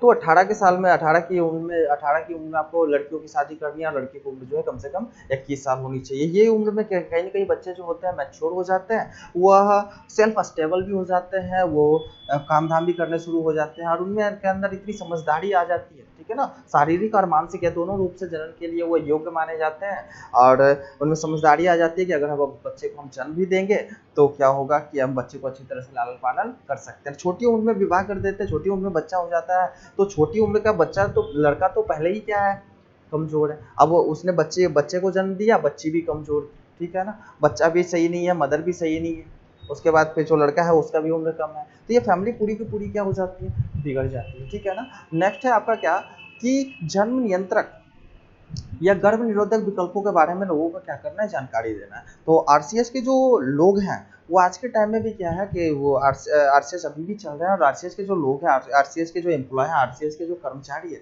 वो अभी भी घर घर जाकर, ठीक है ना, या फिर न्यूज़पेपरों के माध्यम से, या फिर आप कह सकते हो पम्पलेट के माध्यम से, या कह सकते हो टीवी पे एड्स के माध्यम से वो लोगों को जानकारी दे रहे हैं, वो लोगों के सामने लोगों के तक अपनी बात को पहुंचाने की कोशिश कर रहे हैं कि किस तरह से पॉपुलेशन को कंट्रोल किया जा सके, और पॉपुलेशन को कंट्रोल करने के लिए कौन कौन से विकल्प आपके पास है, ठीक है ना। कौन कौन से विकल्प आपके पास है, आप अनवांटेड प्रेगनेंसी से कैसे बचोगे, अगर आप प्रेग्नेंट हो गए तो आप कितने टाइम में आप उसको जो है अबॉर्ट कर सकते हो, उसका गर्भपात कर सकते हो, ठीक है ना। तो कहीं ना कहीं क्या है कि इनका नेक्स्ट उद्देश्य रहा है कि जन्म नियंत्रक के बारे में लोगों को बताना कि ये कॉपर टी क्या होता है, कॉन्डोम्स क्या होते हैं, और ऐसे ऐसे बहुत सारे मेडिसिन भी है जो जिससे कि गर्भ को ठहरने से रोका जा सकता है। तो जन्म नियंत्रण या गर्भ निरोधक विकल्पों के बारे में क्या करना है, लोगों को जानकारी देना है। उसके बाद क्या है, उसके बाद इनका उद्देश्य रहा या उद्देश्य है कि सुरक्षित जनन हेतु इनका उद्देश्य है कि गर्भवती माता के खान पान व देखभाल की जानकारी प्राप्त करना है। लोगों को बताना है कि जो गर्भवती माता है, लोगों को बताना है कि जो गर्भवती माता है उसका देखभाल कैसे किया जा सके, गर्भ धारण करने से पहले लेडी को किस तरह से केयर करे, जब वो गर्भ धारण कर ले, जब वो गर्भवती हो तो कैसे टेक केयर करे, और गर्भ के बाद जब वो बच्चे को जन्म दे दे तो बच्चा और माता ये दोनों को किस तरह से टेक केयर करे, ये सारी जानकारी जो है हर एक परिवार को पहुंचाना है। उसके बाद सुरक्षित जनन हेतु प्रसव के लिए प्रशिक्षित नर्सों के पास जाना, यह सरकारी अस्पतालों में लाने के लिए प्रेरित करना, ठीक है ना। तो ये इसका नेक्स्ट उद्देश्य रहा कि सुरक्षित जनन हेतु प्रसव के लिए क्या करना है, लोगों को बताना है कि आप प्रसव जो अभी दाइयों की मदद से करवाते हो, वैसे ही ट्रेडिशन चलती आ रही है बाबू, कि जो नीचे तबके के लोग हैं, हालांकि अब जो धीरे धीरे ये अवेयरनेस बढ़ी है कि लोग जो है अब अस्पताल चले जाते हैं, प्राइमरी हेल्थ केयर सेंटर चले जाते हैं, वहाँ पर पार्चुलेशन की प्रक्रिया प्रसव करवाते हैं। लेकिन पहले क्या होता था, पहले क्या देखने को मिल जाता था कि जैसे ही क्या हुआ कि हमारे गाँव में किसी फैमिली में कोई प्रेग्नेंट है, और वो प्रसव पीड़ा शुरू हुई, लिवर पेन जैसे ही शुरू हुआ तो घर का कोई सदस्य गया और उस दाई को बुला कर ले आता था। अब दाई को बुला कर ले आता था, अब दाई क्या है कि वो आई और उसने प्रसव की क्रिया कराई, ठीक है ना। अब जैसे ही वो प्रसव की क्रिया कराएंगे तो दाई जो होती है बाबू, वो पढ़ी लिखी थोड़ी होती है, प्रशिक्षित थोड़ी होती है, ट्रेंड थोड़ी होते हैं, वो नहीं ना। वो क्या वो क्या है कि जैसे तैसे करके आपका पार्चुलेशन करवा देते हैं, जिसके कारण क्या है कि मदर को जो है बहुत सारे इन्फेक्शन हो जाते हैं, बच्चे को जो बहुत सारी इन्फेक्शन हो जाती है, और कहीं ना कहीं वो भी जो है मदर मोर्टिलिटी रेट और फीटल मोर्टिलिटी रेट के बढ़ने का एक रीजन हो जाता है। कि लोग अभी भी बहुत जगह ऐसे हैं जहाँ पर प्रसव की क्रिया जो है वह दाइयों की मदद से करवाई जाती है, जिससे क्या है कि माँ को खतरा बना होता है कि दाई जो है उसको तो जानकारी है नहीं, वो कोई ना कोई संक्रमण देकर चली आ जाएगी, वो अच्छे से ना सैनिटाइज होगी, ना अच्छे हाथ का ग्लोव होगा, कुछ भी नहीं होगा, वो नॉर्मल कंडीशन में जाएगी और अपने गंदे हाथों से आपका पार्चुलेशन करवा के आपके बॉडी के साथ खेल के आपके प्रसव करा के चली आएगी, जिससे यहाँ पे या तो बच्चे में इन्फेक्शन हो जाएगा या फिर मदर में इन्फेक्शन हो जाएगा और दोनों के जो है जान जाने की खतरा बनी रहेगी। ठीक है, तो ऐसी कंडीशन देखने को मिल जाती है। ठीक है, तो ये तो इस समस्या को दूर करने के लिए आरसीएस ने ये अपने उद्देश्यों में लिखा कि नहीं, हमको लोगों के पास जाना है, लोगों को बताना है कि सुरक्षित जनन है तो प्रसव के लिए आपको प्रशिक्षित नर्सों के पास ही जाना है। ठीक है ना, या फिर सरकारी अस्पताल में जाइए और वहाँ पर करवाइए। तो लोगों को प्रेरित किया गया कि सरकारी अस्पताल में ही आप प्रशिक्षित नर्सों को द्वारा ही क्या होनी चाहिए, प्रसव की क्रिया होनी चाहिए। ठीक है ना, उसके बाद क्या है, जब प्रसव हो गई तो प्रसव के बाद यानी पोस्टनेटल में प्रसव के बाद यानी पोस्टनेटल इवेंट्स में क्या होने हैं कि प्रसव के बाद जो जच्चा है और बच्चा दोनों को एकदम अच्छी टेक केयर की जरूरत पड़ती है। ठीक है ना, तो अगर आप गवर्नमेंट हॉस्पिटल में प्रसव की क्रिया करवाते हो, ठीक है ना, आपको प्रोत्साहित भी किया जाता है कि नहीं, आप गवर्नमेंट हॉस्पिटल आया है और गवर्नमेंट की तरफ से जो है आपको इतने रुपए मिलेंगे, क्योंकि आपने प्रसव की क्रिया जो है गवर्नमेंट हॉस्पिटल में करवाया है, आपने आरसीएस के प्रोग्राम का पालन किया है। ठीक है ना, आपने सुरक्षित तरीके से प्रसव की क्रिया करवाई है। आपने पुराने जो मिसकॉन्सेप्शंस थे कि दाइयों के द्वारा जो प्रसव होती थी, वो सारे बंधनों को आपने तोड़ा है। ठीक है, तो इसलिए आपको प्रोत्साहित भी किया जाता है, आज भी किया जाता है कि अगर आपका परसुरेशन जो है, प्रसव की क्रिया जो है आज भी अगर अस्पतालों में होती है तो वहाँ पर जो है आपको 1300-1400 रुपये जो पुरस्कार के रूप में दिए जाते हैं। उसके अलावा आपके एक बाकायदा एक जच्चा बच्चा कार्ड बनता है और उस कार्ड में मेंशन होता है कि आप प्रसव के बाद जो है आपको क्या चीज़ें खानी है, उसके बाद आपको आपका अपना टेक केयर कैसे रखना है, बच्चे को क्या खिलानी है, बच्चे को दूध पान करवाना है, बच्चे को कितने दिनों तक रखना है, आपका टीकाकरण होगा, बच्चे का टीकाकरण होगा ना, बाकायदा एक कार्ड वहाँ से आपको प्रोवाइड किया जाएगा जिसको जच्चा बच्चा कार्ड बोलते हैं और उसके थ्रू जो है प्रसव के बाद आपकी देखभाल की जाएगी। ठीक है, नेक्स्ट है बच्चे को प्रसव के बाद माँ के स्तनपान का महत्व को बताना है। ये नेक्स्ट उद्देश्य रह गया आरसीएस प्रोग्राम का। ठीक है, नेक्स्ट हम बात को समझने की कोशिश करते हैं कि नेक्स्ट उद्देश्य क्या रहा। तो प्रसव के बाद शिशु के नियमित व सुरक्षित टीकाकरण के बारे में लोगों को जानकारी देना। ठीक है, नेक्स्ट है आपका क्या कि लड़का व लड़की को समान महत्व बताकर कन्या भ्रूण हत्या यानी फीमेल फर्टिसाइड्स को रोकना है। ये भी एक लक्ष्य रह गया, ये भी एक उद्देश्य रह गया आरसीएस प्रोग्राम का। आज के डेट में क्या है कि अब तो ऐसा है कि जितने भी गवर्नमेंट वैकेंसीज आते हैं वहाँ पर गर्ल्स का जो है गर्ल्स की भी वहाँ पे वैकेंसीज आती है, गर्ल्स भी वहाँ पे अप्लाई कर सकते हैं। लेकिन पहले ऐसा होता था कि लड़का को जो है अधिक तवज्जो दिया जाता था, लड़की को कम तवज्जो दिया जाता था। लड़कियों को कहा जाता था कि आपको जो है आप बहुत सारी कामों को नहीं कर सकते, लेकिन लड़का जो है बहुत सारे कामों को कर सकता है। ठीक है ना, लेकिन आरसीएस प्रोग्राम ने क्या किया कि लड़का लोगों के पास गए, लोगों को समझाया कि नहीं, ये जो लड़का है लड़की है कोई भी हो, ठीक है ना, लड़का हो या लड़की हो कोई भी हो, दोनों को बराबर तवज्जो देने हैं, दोनों को बराबर सम्मान देने, दोनों को बराबर महत्व देने हैं।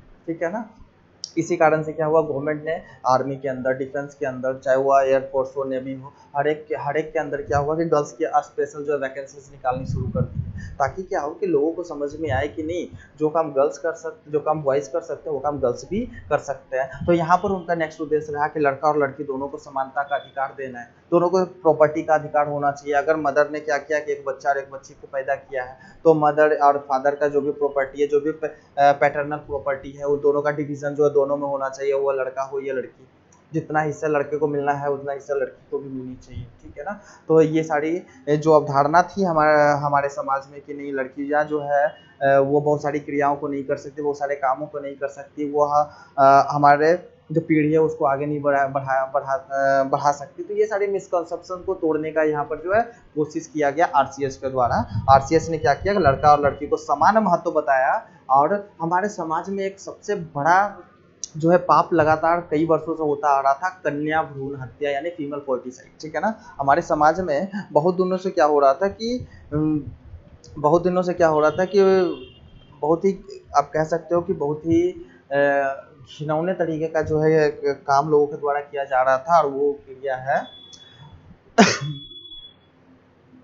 Female foeticides. अब ये फीमेल फोर्टिसाइड्स क्या हो जाता है बाबू, जैसा कि हमने बताया कि हमारा समाज जो है लड़कियों को ज़्यादा तवज्जो नहीं देता है। ठीक है ना, और जिसके कारण कोई भी परिवार, एक समय ऐसा था कि कोई भी परिवार चाहता ही नहीं था कि हमारे घर में क्या हो कि कोई बच्ची उत्पन्न हो, यानी कि किसी लड़की का जन्म, ठीक है ना, क्योंकि लड़की को ज़्यादा वैल्यू नहीं मिलता है, लड़की जो है हमारे पीढ़ी को आगे नहीं बढ़ा सकती। बहुत सारी मिसकॉन्सेप्शन जो थी लड़कियों के बारे में, ठीक है ना।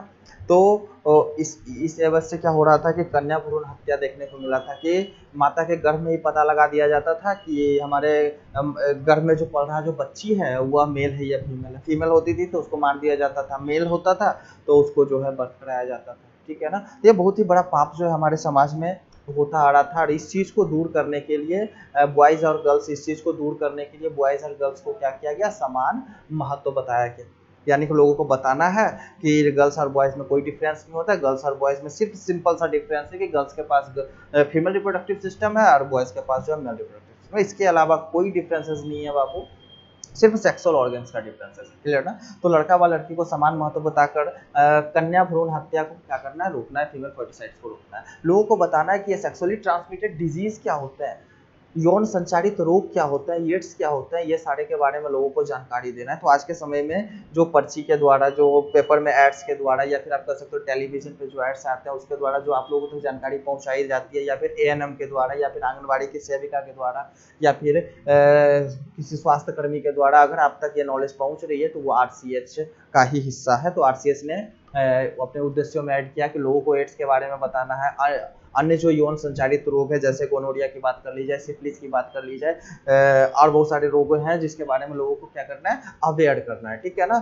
नेक्स्ट उन्होंने क्या किया कि यौन उत्पीड़न, हमारे समाज में जो यौन उत्पीड़न हो रहा है, ठीक है ना, यहाँ पर आपको क्या करना है बाबू कि सेक्सुअली ट्रांसमिटेड जो डिजीज है यानी एसटीडीज, इसका फुल फॉर्म जो है अपने दिमाग में रखना है, ये एग्जाम में पूछा जाता है, ठीक है ना। एड्स का फुल फॉर्म आगे बात कर लेंगे, ठीक है ना।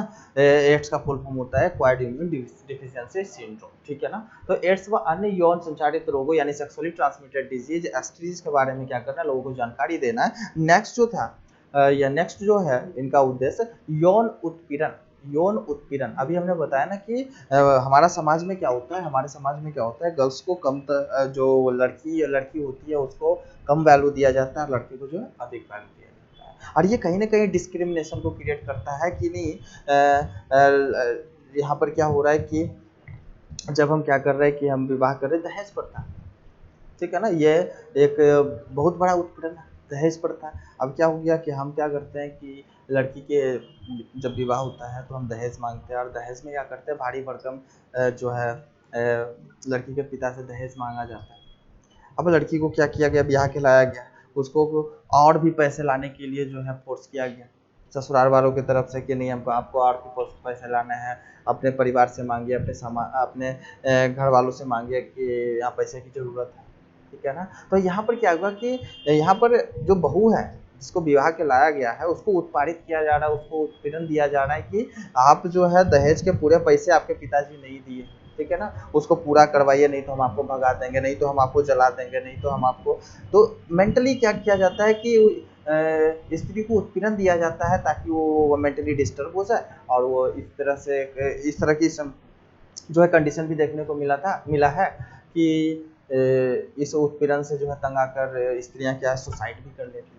जैसे आपका था एक हमारे धर्म में है, हमारे धर्म में जो है सती प्रथा, ठीक है ना, ये भी एक बहुत बड़ा कुरीति है, ये भी एक बहुत बड़ी जो है यौन उत्पीड़न है, ठीक है। कि हमारे धर्मों में लिखा था, या फिर आप कह सकते हो कि हमारे समाज में भ्रांतियाँ फैली थी कि करना क्या है कि अगर किसी स्त्री का जो है पति मर जाता है तो स्त्री को भी जीवित रहने का कोई अधिकार नहीं है। पति के चिता पर ही क्या कर दिया जाता था, स्त्री को बिठाकर उन्हें भी जला दिया जाता था, जो कहीं ना कहीं एक जो है क्राइम है, जो कहीं ना कहीं आप क्या कर रहे हो, मर्डर कर रहे हो, ठीक है ना। तो यौन उत्पीड़न देखने को मिल रहा था पब्लिक जगहों पर। आप तो देखते ही हो कि जहाँ पर जो भीड़ भाड़ वाली जगह होती है वहाँ पर गर्ल्स को जो है, यहाँ पर गर्ल्स को एक जानकारी होनी चाहिए ना, गुड टच और बैड टच क्या होता है, ठीक है ना। तो वहाँ पर भीड़ भाड़ में जो है अलग तरीके से उत्पादित किया जाता है, उन पर कमेंट किया जाता है, बहुत सारी चीज़ें जो हैं, ठीक है ना। तो यौन उत्पीड़न व यौन संबंधी अपराधों के बारे में, रेप जैसी कंडीशंस के बारे में, ठीक है ना। तो लोगों को बताना है कि ये यौन उत्पीड़न जो है, यौन उत्पीड़न व यौन संबंधी अपराधों के बारे में बताना है, वो उसे रोकने के लिए भरसक प्रयास करना है, लोगों को जानकारी देना है कि कौन सा काम आप कर रहे हैं और कौन यौन उत्पीड़न में आता है, और किस चीज़ को जो है यौन संबंधी अपराधों के अंदर रखा गया है, या फिर आप कह सकते हैं इवन जो है यौन संबंधी अपराध का मतलब जो हो गया, आप एक तरह से कह सकते हो ना बलात्कार जैसी केसेस, ठीक है ना। या फिर आप कह सकते हो कि आज के डेट में तो ऐसा है कि अगर कोई स्त्री जो है आपके बगल से निकल जाए और आपने क्या किया कि गलत कमेंट भी उस पर कर दिया, तो वो भी बलात्कार के केस ही बनता है, वहाँ पर भी एक बलात्कार का केस ही बनता है। तो यौन उत्पीड़न को रोकने के लिए, यौन संबंधी अपराध को रोकने के लिए बहुत बड़े बड़े कानून बनाए गए हैं, ठीक है ना। और लोगों को जागरूक किया गया है, लोगों को बताया गया है कि ये जो है गलत है, आप इसको करना नहीं है, इसको रोकना है, ठीक है ना। अनियंत्रित जनसंख्या वृद्धि से होने वाली समस्याओं के बारे में लोगों को बताना है, छोटे छोटे परिवार के से लाभ लोगों को अवगत कराना है। आर्तव चक्र की सभी जो प्रवस्थाओं की जानकारी जो है, आर्तव चक्र यानी मेंस्ट्रुअल साइकिल की सभी प्रवस्थाओं की जानकारी जो है देना है, ठीक है ना। तो यहाँ पर क्या हो जाता है कि जो कपल्स होते हैं, यहाँ पर जो है जो कपल्स होते हैं, आर्तव चक्र यानी कि आपका मेंस्ट्रुअल साइकिल, लोगों को बताना है कि मेंस्ट्रुअल साइकिल के दौरान हर एक लोगों को, हर एक कपल को जानकारी होनी चाहिए, चाहे वो मेल हो या फीमेल हो, कपल के दोनों लोगों को जानकारी होनी चाहिए कि आर्तव चक्र के दौरान कौन कौन सी चेंजेस होता है। हमने पिछले चैप्टर में बात किया ना बाबू, मेंस्ट्रुएशन फेज, ठीक है ना, pre ovulatory phase, ovulatory phase, post ovulatory phase, ठीक है ना। और इस अवस्था में कौन कौन सी चक्र, कौन कौन से हार्मोनल लेवल कब अप होते हैं, कब डाउन होते हैं, यानी मेंस्ट्रुअल साइकिल का जो नॉलेज है वो गर्ल्स को भी होनी चाहिए और बॉयज़ को भी होनी चाहिए, ठीक है। तब उनको पता चलेगा कि कौन सा टाइमिंग जो है सेक्स के लिए सेफ टाइमिंग है और कौन सा जो है आपका प्रेगनेंसी टाइमिंग, ठीक है। तो हर एक लोगों को बताना है कि आर्तव चक्र की जितनी भी प्रवस्था है उसकी जानकारी हर एक लोगों को देना है, चाहे वो बॉयज़ हो चाहे वो गर्ल्स हो। इसीलिए तो आपके सब्जेक्ट में डाला गया, और कहीं ना कहीं आप पढ़ रहे हो तो क्लासेस में बॉयज़ भी पढ़ते हैं और गर्ल्स भी पढ़ते हैं, और उस एज में पढ़ रहे हो, ठीक है ना, जो कि आप आगे चलकर क्या करोगे, घर गृहस्थी को जब आप लोग बसाओगे तो उस वक्त जो है ये जानकारी आपके जीवन भर काम आएगी, ठीक है ना। नेक्स्ट है लोगों को बंध्याकरण के लिए प्रेरित करना है, ठीक है ना। लगातार हमारी जो जनसंख्या बढ़ रही है, लोगों को जो है बंध्याकरण के लिए प्रेरित करना है, ठीक है। आप जो अनवांटेड बर्थ कर रहे हो, हमने चाहा कि नहीं मेरे 2 ही बच्चे हो, ठीक है, लेकिन 2 बच्चे हमने ऑलरेडी पहले से पैदा कर रखा है।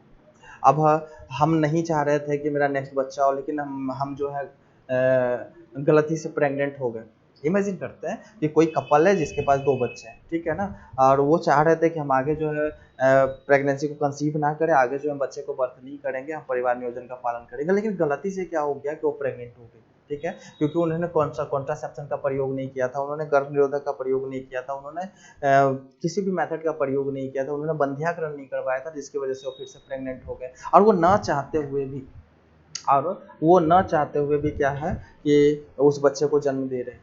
यहाँ पर अनवांटेड बर्थ हो गया कि आपने नहीं चाहा, कपल ने नहीं चाहा था कि हम इनको जन्म दें, लेकिन यहाँ पर उन्होंने अनवांटेड ना चाहते हुए भी उस बच्चे को जन्म देना पड़ा, क्योंकि गर्भपात भी क्या है, अबॉर्शन भी क्या है, ये इलीगल कराई, ठीक है। तो यहाँ पर लोगों को बताना है कि बंध्याकरण के बारे में, कि आप जब आपने परिवार नियोजन का पालन किया, 2 बच्चे को आपने जन्म दे लिया, जब 2 बच्चे का जन्म हो गया तब उसके बाद क्या करनी है कि आपको बंध्याकरण करवा लेनी है। जब आप बंध्याकरण करा लोगे तो उसके बाद अनवांटेड प्रेगनेंसी का खतरा नहीं होगा और अनवांटेड बर्थ के भी खतरा नहीं होंगे, और आप पूरी तरह से सेफ रहोगे, ठीक है ना। इसके लिए लोगों के बीच में जाकर जो है बहुत सारी जानकारी को दिया गया, ठीक है। बंध्याकरण स्त्री भी करवा सकते हैं, पुरुष भी करवा सकते हैं। अगर स्त्री करवाते हैं उसके लिए प्रोत्साहन राशि है, पुरुष करवाते हैं उसके लिए प्रोत्साहन राशि है।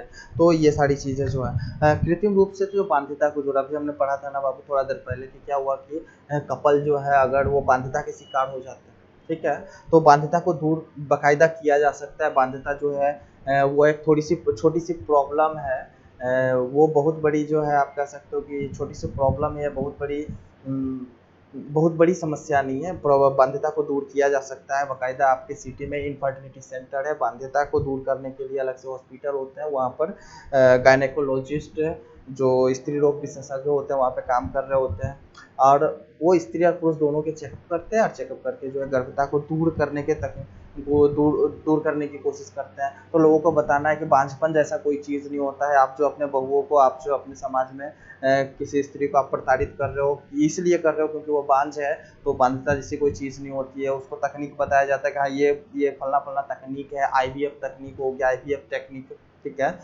आईयूआई टेक्निक, आगे हम बात करेंगे कि इनफर्टिलिटी को दूर करने के लिए कौन कौन सा टेक्निक का प्रयोग किया जाता है, ठीक है ना। तो यहाँ पर इनका नेक्स्ट उद्देश्य यही रहा था कि कृत्रिम रूप से बाध्यता को दूर करने की तकनीकों के प्रति लोगों को क्या करना है, जागरूक करना है। यहाँ पर एक पॉइंट छूट गया बाबू, तो 18 नंबर में आप लिख लीजिएगा, ठीक है ना, कि इनका एक उद्देश्य ये भी रहा था कि जनन स्वास्थ्य को बेहतर बनाने के लिए, जनन स्वास्थ्य को बेहतर बनाने के लिए जितने भी लोग हैं, जनन स्वास्थ्य को बेहतर बनाने के लिए जितने भी लोग, या फिर आप कह सकते हो कि जितने भी रिसर्चर्स हैं, ठीक है ना, जो जो नई नई मेडिसिन की खोज करते हैं, लेबोरेटरीज में काम करते हैं, उनको भी प्रमोट किया गया कि आप नई नई खोजों को कीजिए, ताकि क्या है कि परिवार नियोजन के कार्यक्रमों को सफल बनाया जा सके, आरसीएस के कार्यक्रमों को सफल बनाया जा सके। तो इसके रिजल्ट में क्या देखने को मिला कि रिसर्चर्स को जैसे ही प्रमोट इन्होंने किया, तो ये गर्भ निरोधक एक दवा जिसका नाम है सहेली, गर्भ निरोधक है दवा जिसका नाम क्या है, सहेली, आप कहीं पे लिख लीजिएगा एनसीईआरटी, ठीक है ना। एक ना सहेली, सहेली नाम की जो है कंट्रासेप्टिव पिल्स है, गर्भ निरोधक दवा है, जिसका निर्माण जो हुआ है बाबू वो लखनऊ में हुआ है। जिसका निर्माण जो हुआ है वो कहाँ हुआ है, जिसका जो निर्माण हुआ है वो लखनऊ में हुआ है, लखनऊ में हुआ है। लखनऊ में कहाँ हुआ है, तो CDRI, central drug research institute, ये जो है इंपॉर्टेंट होंगे आपके लिए। सबसे पहली बात, CDRI का फुल फॉर्म क्या होता है, सेंट्रल ड्रग रिसर्च इंस्टीट्यूट, कहाँ स्थित है, लखनऊ में इंस्टीट्यूट, लखनऊ में स्थित है CDRI, ठीक है ना, सेंट्रल ड्रग रिसर्च इंस्टीट्यूट लिख लीजिएगा। Central drug research institute, central drug research institute जो है कहाँ है, इंडिया के लखनऊ में है। और इन्होंने क्या स्पेशल किया था, स्पेशल ये किया था बाबू कि आरसीएस प्रोग्राम को या फिर परिवार नियोजन के प्रोग्राम को सफल बनाने के लिए इन्होंने अपना महत्वपूर्ण योगदान दिया, और सहेली नाम के गर्भ निरोधक टैबलेट का निर्माण किया, ठीक है। तो अगर आपसे पूछा जाए कभी भी कि सहेली नाम की जो गर्भ निरोधक दवा है ये कहाँ बनाया गया था, तो लखनऊ में बनाया गया था। किस इंस्टीट्यूट में, तो CDRI, central drug research institute में बनाया गया था। चलिए ठीक है। तो यहाँ पर एक टाइम ऐसा भी रहा कि, या फिर आज भी है कि जितने भी रिसर्चर्स हैं उसको बाकायदा उनको जो है छूट दी गई है कि आप क्या कर कीजिए कि रिप्रोडक्टिव हेल्थ को बेहतर बनाने के लिए आप अपना अच्छा प्रदर्शन दीजिए, अच्छी अच्छी चीज़ों को खोजिए, ताकि हम लोगों को जो है उसको सुविधापूर्वक पहुंचा सके और लोगों को जागरूक कर सके, और हम अपने जनन स्वास्थ्य को बेहतर बनाने के लिए अच्छे प्रयास कर सकें, ठीक है बाबू। अब थोड़ी सी हम आगे बढ़ते हैं, यहाँ पर हम बात को समझने की कोशिश करते हैं कि यहाँ पर क्या दिया है कि एक girls guide to the first menstrual cycle, एक लड़की, ठीक है ना, अगर उसको फर्स्ट मेंस्ट्रुएशन होता है तो उसको कौन कौन सी प्रॉब्लम्स का सामना करना पड़ता है, ठीक है ना, या फिर कौन कौन सी जानकारी जो उसको ऑलरेडी पहले से देकर रखनी होती है। तो देखिए यहाँ पर क्या लिखा गया है कि ये गर्ल्स, 1 मिनट बाबू,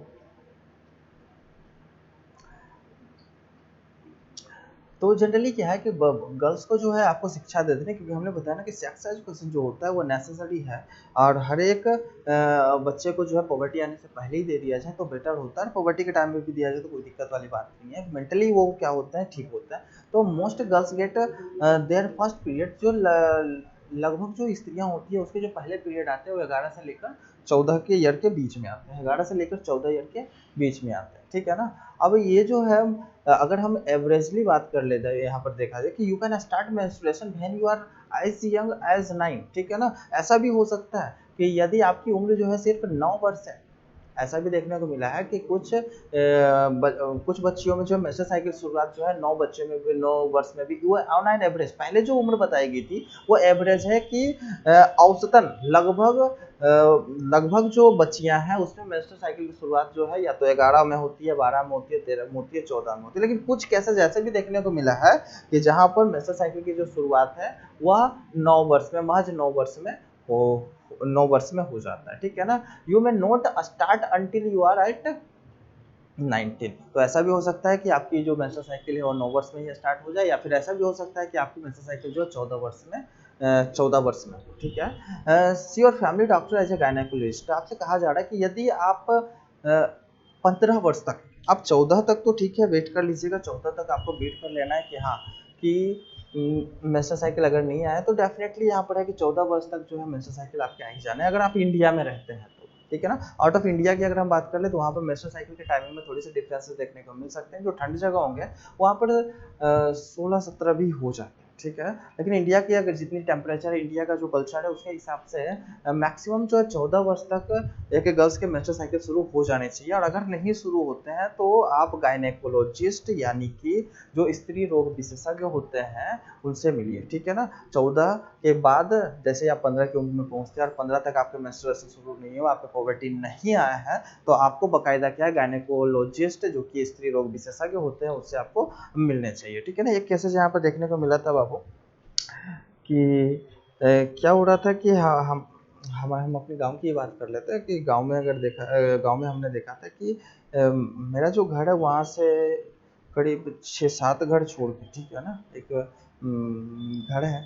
वहाँ में क्या है कि वहाँ पर एक बच्ची थी, और उस बच्ची की जो मेस्टर साइकिल है वो 15-16, ठीक है ना, उस सॉरी 15 साल की उम्र तक भी जो है उनके मेस्टर साइकिल स्टार्ट नहीं हुए थे।